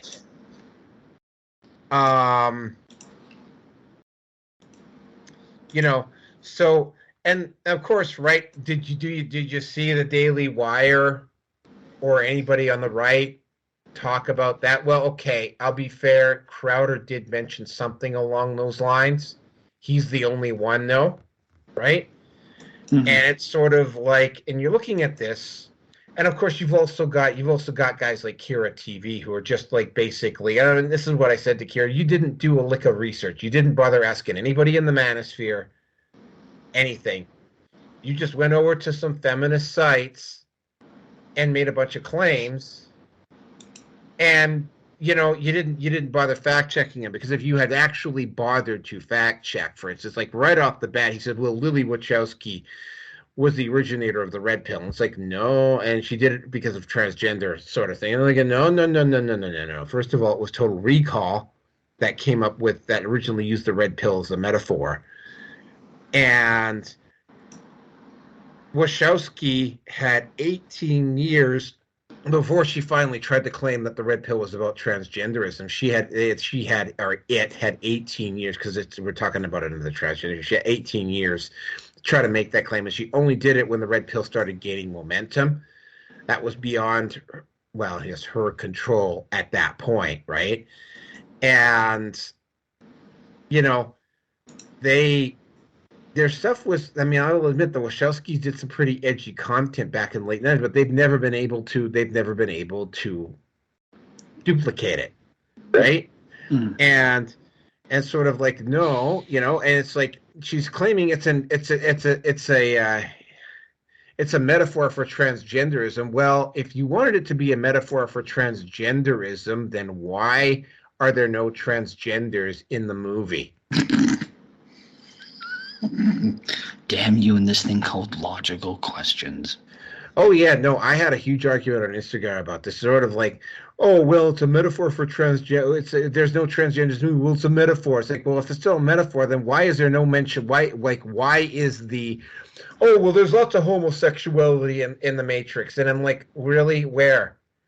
Right? Because the relationship between Neo and Trinity looks pretty goddamn hetero to me. As do the other relationship. Like everything in that movie, like almost everything in that movie is based around heterosexuality. There's that one scene in the third movie when they go into that underground dance club, right? Like that was pretty. I think that was about the closest they got to that, you know, and you know, but I mean, yeah, and it just gets worse and worse and worse and worse. And instead of Kira TV like shutting up, he chose to double down. And of course, right, it's like, okay, you want to double down? I'll just let everybody know that you doubled down, right? Because I mean, I'm small potatoes in the big. I'm a little potato in the whole scheme and the big pile of Manosphere potatoes that are out there. I'm a little potato, just like Justin Trudeau in this particular case. Go on. The only problem is that all these potatoes all talk to each other, and so it's like I just let a few key people know, and while they might not get around to doing responses right away, I can literally, because Kira TV is such a large channel, he is going to get responded to. Mm. Like he is going to get. Like I let Rolo Tomasi know, I let Hammerhand know. Don't know whether I let Terrence Pop know. Maybe I'll let Terrence Pop know. But I mean, I'm going to let... I sent it off to Aaron Clary, as you remember. So, I mean, there's enough people that are out there that are in the know that know. It's like even if they don't do it right away, you know, like when I sent that stuff about the Come On Man podcast to Hammerhand, it took them about a month to get around to it. But they got around to it. Mm. Right? So, you know... for the people on the political right here, no. First of all, the information on how to find a right woman, even that information is suppressed. R.K. Hendrick's book, How to Get Laid Without Getting Screwed, up until a few months ago, there was literally a accusation on the Amazon book sales site where it says, well, this is the book on how to rape. And it was sort of like, there's all these people going, oh, really? Well, where is it? Because I've read the book and there's no talk about that in the book. So you just posted that up without reading the book, right? And he took it down. Or it got deleted because it just wasn't true. But information on how to protect yourself from a false accusation is not easy to come by. This is the stuff about the Manosphere they don't talk about, right? The networking between fathers' rights and men's rights and MGTOW and the PUAs. I mean, they're different tribes, and there is tribalism and there is rivalry between the two. For instance, PUAs and MGTOWs don't get along very well at all. But they still talk to each other. There's still overlap there. So it's like, you know, this information is going to get out there. Somebody is going to respond, right? And, of course, right, they had to respond to Matt, because, like, in particular, Matt Walsh's response to it, you know, I liked Matt's What is a Woman. In fact, we covered What is a Woman on this show. But, I mean... Matt is married. He's a conservative. Oh, Michael Knowles. That was the other guy. And it was also one by Andrew Clavin that I actually responded to, which I'm going to have to do responses to Kira TV and also with what happened with Matt Walsh and everything. I'm going to have to do those responses somewhere in the next 2 or 3 days as well. the whole situation is this. You know, the one up, and this is something that well, again, Rolo saw what was coming. I knew that it was coming as well. Rolo just had a vague feeling. I just looked at the statistical trends of where it was going, and what's happened is that the Manosphere is now about 1.5%, somewhere between 1 and 1.5% of the male population in North America. Now, that might not sound like a lot, but, what that translates out to is that literally every single male out there either is involved, which is 99% aren't, knows somebody in their direct circle that is involved, or knows somebody that's directly involved. Right? So everybody, it's gone from an online thing to an offline thing. So that means the information, the stuff that they don't want you knowing about, like the metaphorical gun, what to do in false accusations and that sort of thing, it's becoming more knowledgeable. You're getting guys like Mike Bauer now who are able to publicly come out and name their accuser, and you also get guys like Johnny Depp as well. They get to come out and name their accusers and get away with it. And for the first time ever, and this has been my personal opinion about this. If you accuse somebody of sexual assault just because, you deserve to be charged and sent to jail.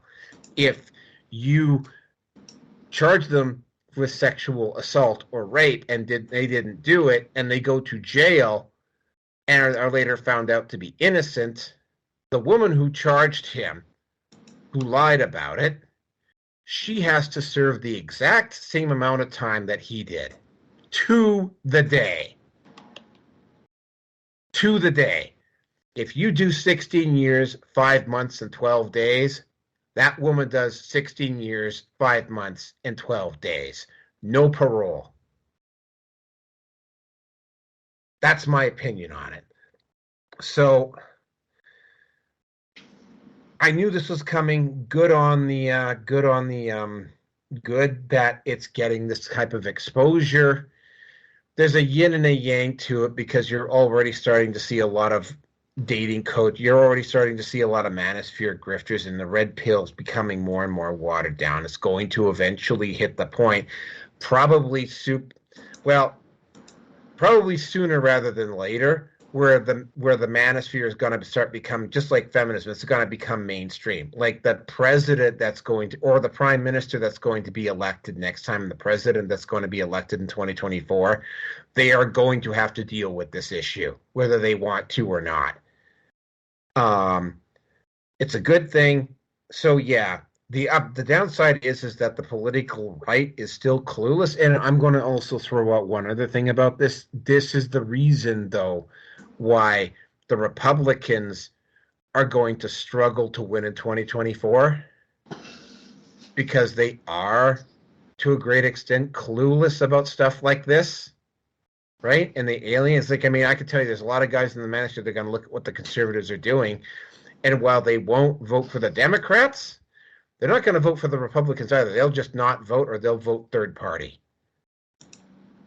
So yeah, they're actually costing themselves votes by doing this. So I think you're going to start seeing the right back off a little bit as they get a little bit more attuned to what the Manosphere actually is. But they're creating their own problems here.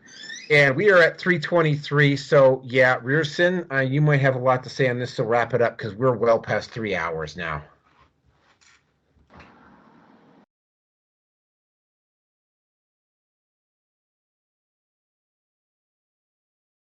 Rearson?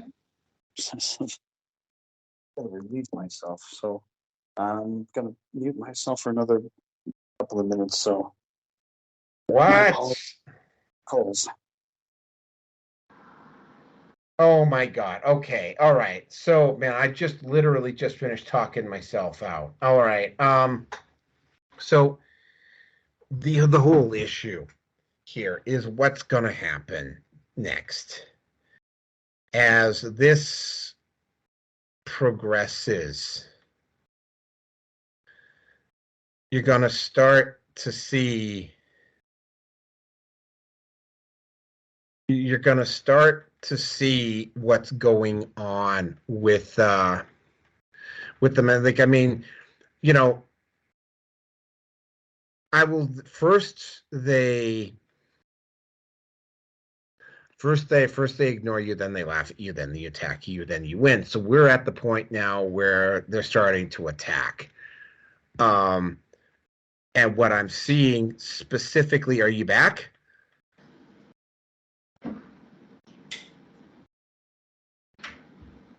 Are you back? I am now. Okay, so the whole thing is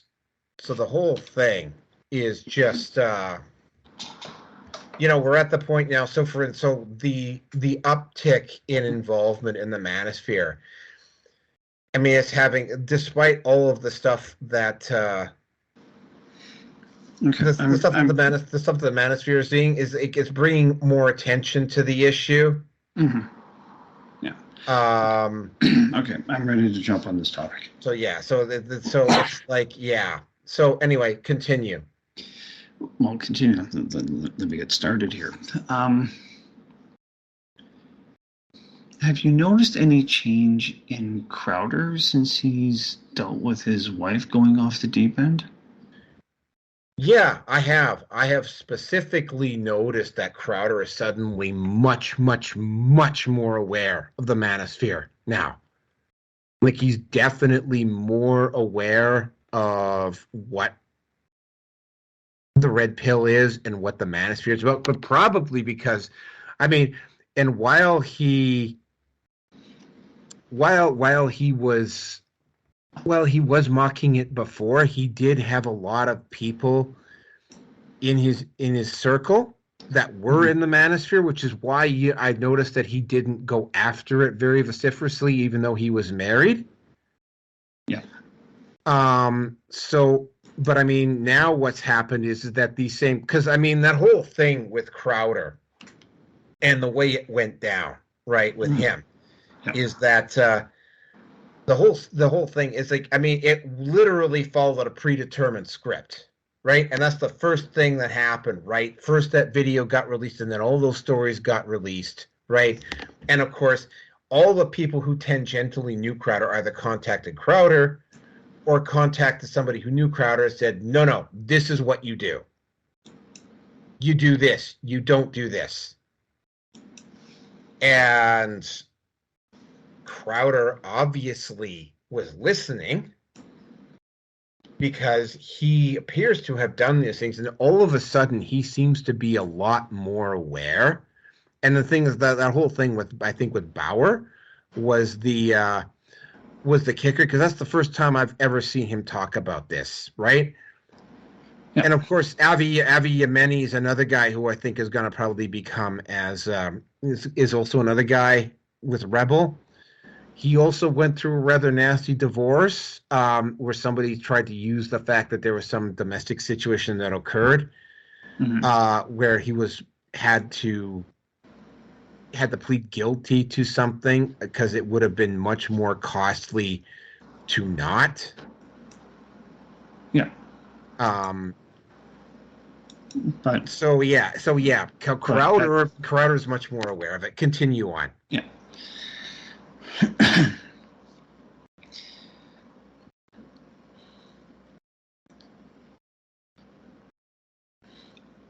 I can't help but wonder if these guys feel that they're the last bastion of keeping society together. And, well, I mean, Shapiro's a fucking lawyer, and he's besides a semi-masculine fucking poodle on fucking speed. I could care less of Angel's respect for the guy, whatever. But for a lawyer that loves to just keep throwing stats at his opponents, he must know what the hell's going on, and he must be aware of how bad things really are. For him to throw up this kind of a smoke screen or distraction or whatever. But then again, I mean, okay, I'm well aware that he is, like he's co-executive or something, like co-owner or whatever of Daily Wire, if I'm not mistaken, or he's an executive. Is Walsh employed by the Daily Wire? I believe so, yeah. And then the other guy, okay, so this is a Daily Wire hit piece, because if I remember correctly, the other person you mentioned is also Daily Michael Wire. Knowles. Michael Knowles, yeah. Yeah. So this is a Daily Wire hit piece. I can't help but think that the Daily Wire is controlled opposition. It's a gut feeling on it, but that's where my thinking and my processing is headed towards. Because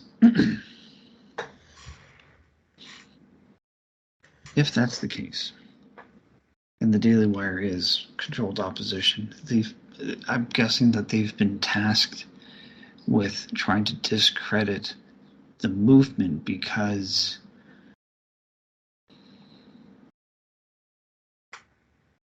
my feeling is that they know, like they're well aware of what's going on. They've got all the stats in front of them, and in one regard, they know that church-going women are feminists that have failed, and they're going to try to find a nice, good, godly man, God-fearing man, to hopefully sink her fucking claws into. I mean, Pop talks about this shit a lot. Oh, he does, yeah. And, I mean, on YouTube, there's a nice-looking 50-year-old woman. She keeps going to Home Depot, and she keeps trying to get picked up by the guys that she wants, not the guys that want her, necessarily. And this is the other problem with society at this point. I mean, there's been so much programming, there's been so much regret of feminists that have woken up and realized, I got sold a bill of goods. I mean, again, we've talked about that fucking woman that wrote whatever, Sex and the City. I mean, she hates the idea of living alone. She worked a lot. She went back home, and what did she have? She had an empty condo to herself. No kids, no husband. So to compound her misery, she really threw herself more into her job.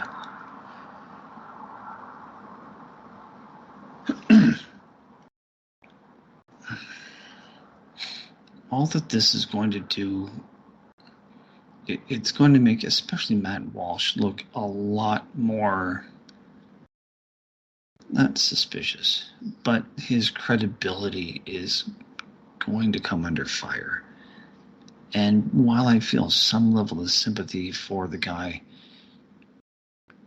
I mean, he's got to know that this is just not, things aren't working right, and hopefully, maybe we'll pray to Jesus or, Yahweh or whatever it is that Ben, whatever entity or entities that Ben worships.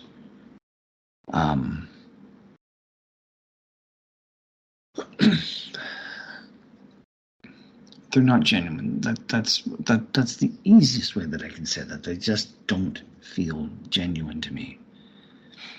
Not so that they're bad people, but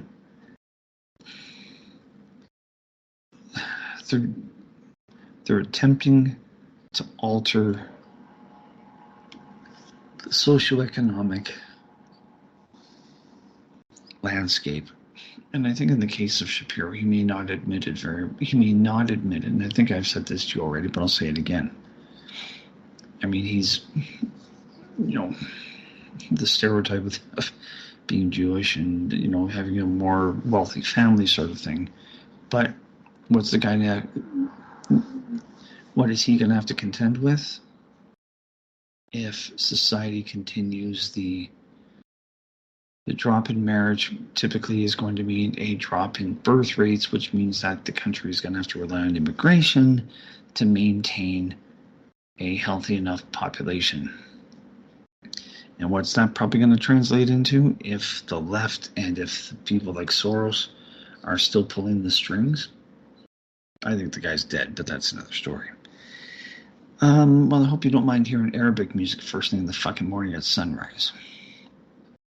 Because that's what it's probably going to turn in. That's what it could very well turn into. And the ones that are here are outbreeding, which means there's going to be more Islam in the fucking world. I hope all the organized religions get exposed for being corrupt and being wrong and whatever else and being part of the deep state, but that's just my wish, my genuine wish. But if things don't change, that's likely to be the case, and this could, like I said, this could very well be, and I don't know, but this could very well be, excuse me, an attempt to rally the troops, and it's for a rally call to try to have more Christian babies, to try to offset the immigration wave from the Middle East. Like, I don't see this being honestly anything else but that. I could be wrong, but that's kind of what I'm seeing here.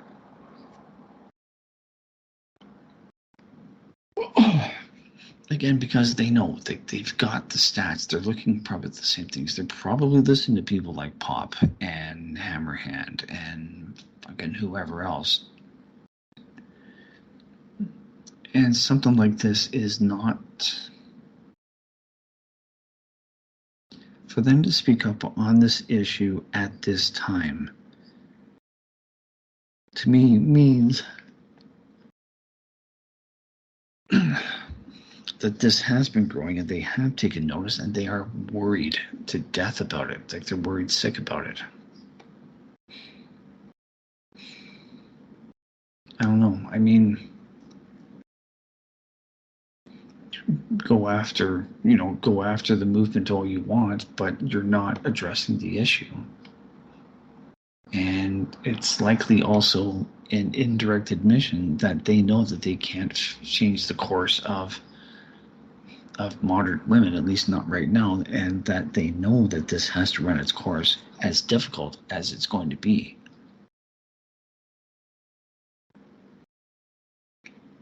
I mean, I could be wrong, but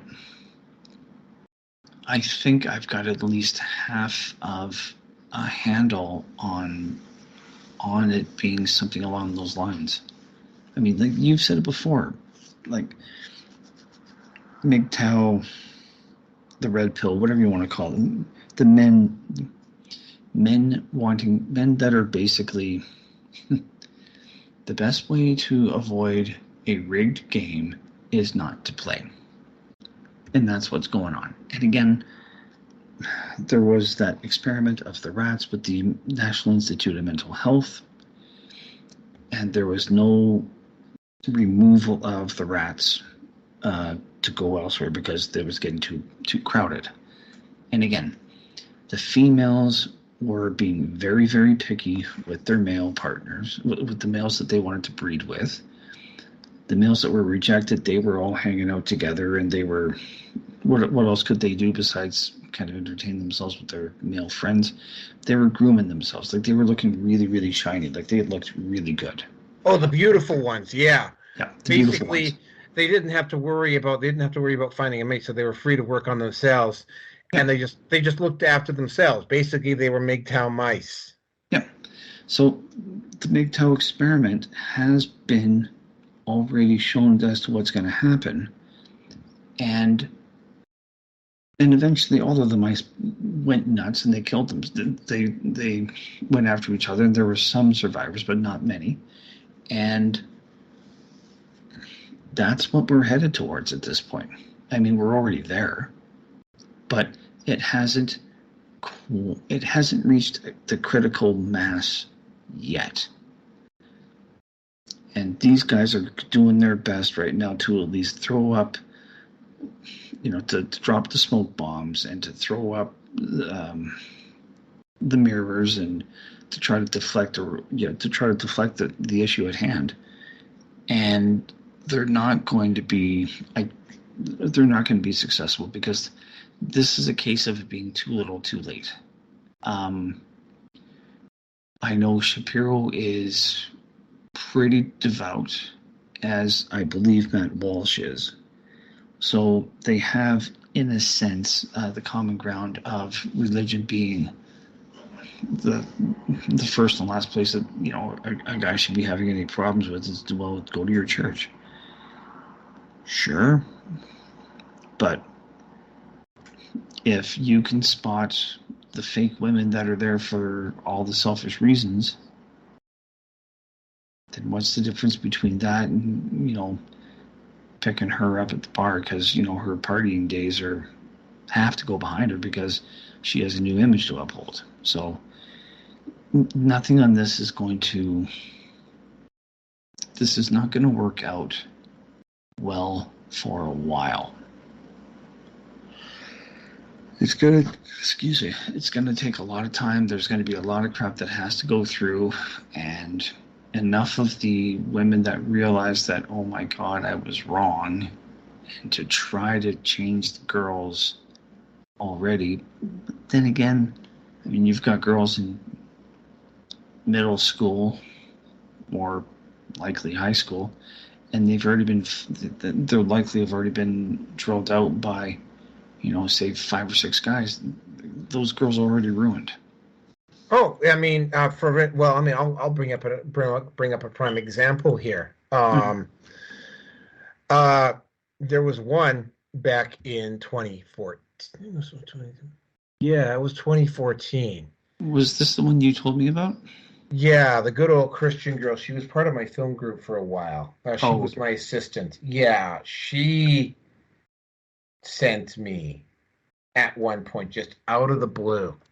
She just sent me some suggestive text at one time before a meeting, and I was like, as far as I knew, she was seeing somebody else. And I mean, at that point, I kind of gotten it together enough to realize that don't want to start causing that type of issue. Don't go there. Yeah. Like, don't go there. So I decided not to go there. And the meeting, and she just all of a sudden in the middle of the group meeting, she just up and walked out. And she just said, oh, well, it was, I just have somewhere I got to go. And then I get home and she's blocked me. And I'm like, what the fuck? Right? Yeah. And it was like, I didn't think anything more of it because it was like, I mean, there wasn't anything going on, right? Yeah. But now I take a look back on it. It was like, oh, she got rejected. And it was like, I thought she was sending that stuff to me because her boyfriend's name and my name were the same, right? So I thought maybe she had sent it to me by accident as well. Mm-hmm. So I didn't want to react to it. But like I said before, she's a good old Christian girl, and I'm going to estimate that her body count, well, it's probably not, say, as much as Miss 2016. Her body count is still, I'm going to say, somewhere between 6 and 10 before she got it, because she's married with a kid now, right? But I mean, that doesn't seem like a lot, but that doesn't seem like a lot for a modern woman. Yeah. by modern women's standards, that's not excessive, right? That's not excessive at all. In fact, that's No, but at the end of the day, still more than what a woman that would definitely have not look. Her behavior would not have been looked upon with approval inside the Christian community by any stretch of the imagination. Oh, no, 40 or 50 years ago, right? No, her legs parted like the Red Sea. Well, no, I mean, she's not, by modern standards, Mm-hmm. she's not a slut, right? But by traditional standards, she totally is. By the older standards, she would definitely, and she's sedate compared to, for say, Miss 2016. I estimate Miss 2016's body count minimum of 18. Minimum 18. Well, and all of these women who go around saying that, oh well, he'll never find out. Well, I got some news for you. The Manosphere, there are ways of finding out about your body count.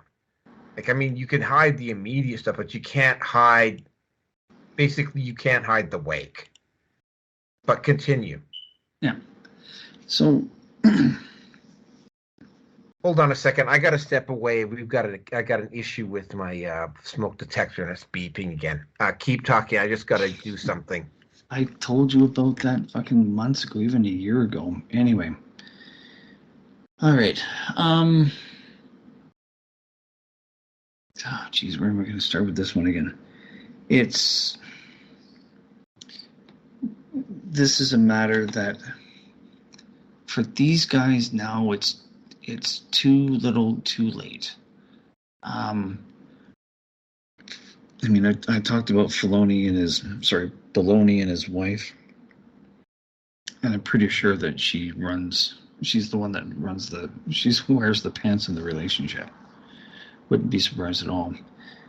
And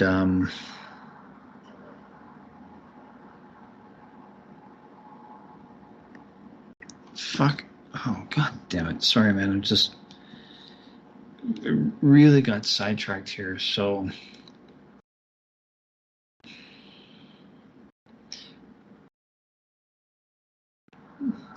either they're hoping, I think ultimately as well too, is that they're hoping that other religious conservatives are going to also stand up and start speaking out about this, no doubt. But I mean, what it will come down to is not necessarily I'm going through absolute crap, you're kind of sitting on the fence, nor your proverbial is speaking, and you see what happens to me, that I get dragged through the legal system or whatever, and I come out almost a shattered man, like what happened to your brother. If it isn't me to you, it's I know someone through you, or you know someone through me, and we're telling, one of us is telling stories about what's happened to a guy that we know. Like, I think it comes down to is at least 1 in 3. I think it's come down to 1 in 3 guys know of someone who's gone through, knows of a guy at least, or at the most, who's gone through the legal system and has gotten cleaned out, and there's no love or no trust of women at that point. So, yeah, I think, my feeling is that they've been given an assignment, which is to try to they're now put in charge of trying to discredit MGTOW. Again, I say that under the pretense and the assumption that the Daily Wire is really a wolf in sheep's clothing, and they're there to play the role. I mean, Shapiro, in my opinion, has heavily censored on YouTube. He's never been heavily censored on Twitter in its heyday with the blue check marks. So, and he was conservative, and he was saying all the right things that didn't get him taken down. And he's had plenty of opportunity. And I think things that he has said and other people that have been similarly talking about who were not part of the in crowd, they got removed, but he was still around. So I doubt the guy. I really do. And just a note to anybody that's going to listen to this within our chat group, I'm not responding to any questions. Period. And you know who you are. Anyway. This is a mess. This can be fixed within a couple of generations, but it's going to require adults, genuine adults, to put aside pride and ego to fix it. And it's not to say that men are going to be completely absolved of any responsibilities, but at the end of the day,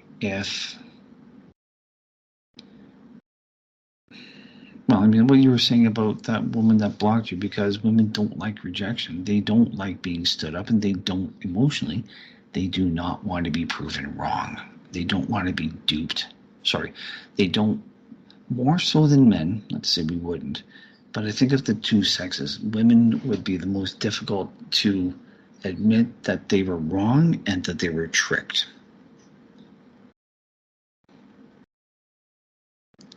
Just because of how, I've heard of fantasies that women have, and it is so, well, one woman anyway, I don't remember much about it, but it was just one of these things that was just so weird and wrapped up in being extreme. And that's the nicest way that I can say it. And it was a case of, what the fuck if this is how you are, and no doubt other women are like you as well too, no wonder we don't get along. Anyway, we'll see how this one overall works its way out, or works its way through everything. And I don't see this being anything more than an indirect. I think it will be an indirect exposure as to how awful the Daily Wire really is. But we'll see. So, Naroki, I got nothing more to say on this one. The gas on. Yeah, well, we're pushing. We're pushing 4 hours on this. Oh my God. So, wow. I will point out one other thing. Ladies, feminists specifically, but ladies, in order to, males were responsible for going out there and making the society. Women were the arbiters and controllers of behavior and morality. If you were going to not do that and do as you wish, that has a spill-off effect. Now, one of the things that would happen is that the women would go to the wives, would go to their husbands and their brothers and whatever. Some guy was acting out of line. The guys would go over and keep him in line, right? As you are alien, and you're literally, here's the thing, though, ladies, you are literally demonizing the guys that are most likely going to do that. The ones that are going to, like the ones that you have left are going, and this is what I've been telling some feminists when there's another video that I'm going to have to make that's in response to this. It's like, well, you're never going to stop us. We don't have to stop you, right? Nonconformity will do just as fine, right? Like we do just like non-compliance, and it's sort of like, oh, well, we'll just use force then. It's sort of, well, who are you going to have left to use force? You've pissed off all the alpha males, right? The only guys you're going to have left are sycophants. Well, I'll just call them soy boys, NPCs, simps, weak men, simps, or mercenaries. Like any man that you try to send against the Manosphere is got, like, I mean, you do occasionally get a guy like, even Futrell eventually had to just give up because he just couldn't talk. Like to just keep twisting and twisting and twisting stuff around. Even he eventually had to kind of like, he just confines his stuff to Return of Kings. We Hunted the Mammoth. The only guys you're going to have left are every single guy you're going to end up sending against us is either going to get destroyed, killed, if you try using guns, killed, that is going to just give up because the guy's got no backbone for a fight, or is going to end up becoming converted. The only people you're going to be able to keep on your side will be the ones that you have to pay to stay there. And the only reason they're in the fight is because they're being paid to stay there, which means that they don't have any emotional stake in this. And when they realize that the fight is done, they're just going to up and leave. So it's like, in one form or another, you are going to have to deal with the actual problem, which is the metaphorical gun. And until you choose to deal with the metaphorical gun, you're going to continue to have a problem, right? I'm kind of glad that the conservatives are finally noticing the Manosphere. Here's the issue, though. As expected, they're doing it the wrong way. And because they're doing it the wrong way, the conservatives are going to find out the hard way, right? Like, these guys are going to have to just like step away from being a trad con and actually address the problem. Because probably sooner rather than later, they're going to realize that the people that they're attacking are the ones that are the Manosphere in general is, I won't say overwhelmingly conservative, but it's definitely, even me, and I'm a guy who's left of center. I would almost be like center left, but I'm almost center left, almost to the point of being like NDP, Social Democrat, that type of thing, right? And even I am probably more than likely going to vote. Like, I'm kind of on the fence between whether it's going to be Polyev or the hell's the guy's name? The guy at the head of the PPC? Bernier.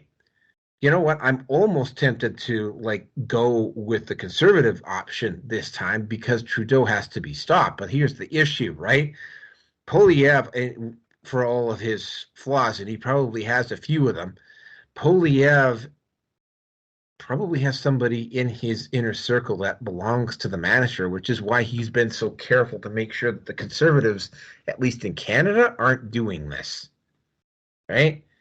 Now, are the Republicans down in the U.S. going to figure that out fast enough? They better, because if they don't figure it out fast enough, they're going to be out of luck.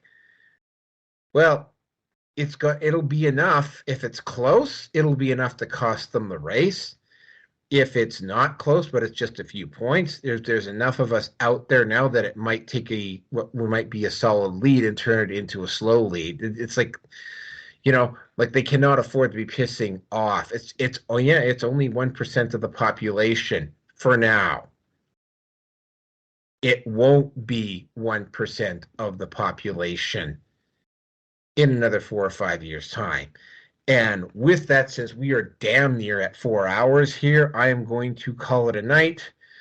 Thank you all very much for listening. Just remember, Patreon at There's the Roki 5, subscribe to the Red Pill Nation, BitChute, Odyssey, Rumble, Brighteon. I am on YouTube, and MGTOW TV, by the way, and also Facebook, Gab, Minds, MeWe, TLB Talks, and Getter.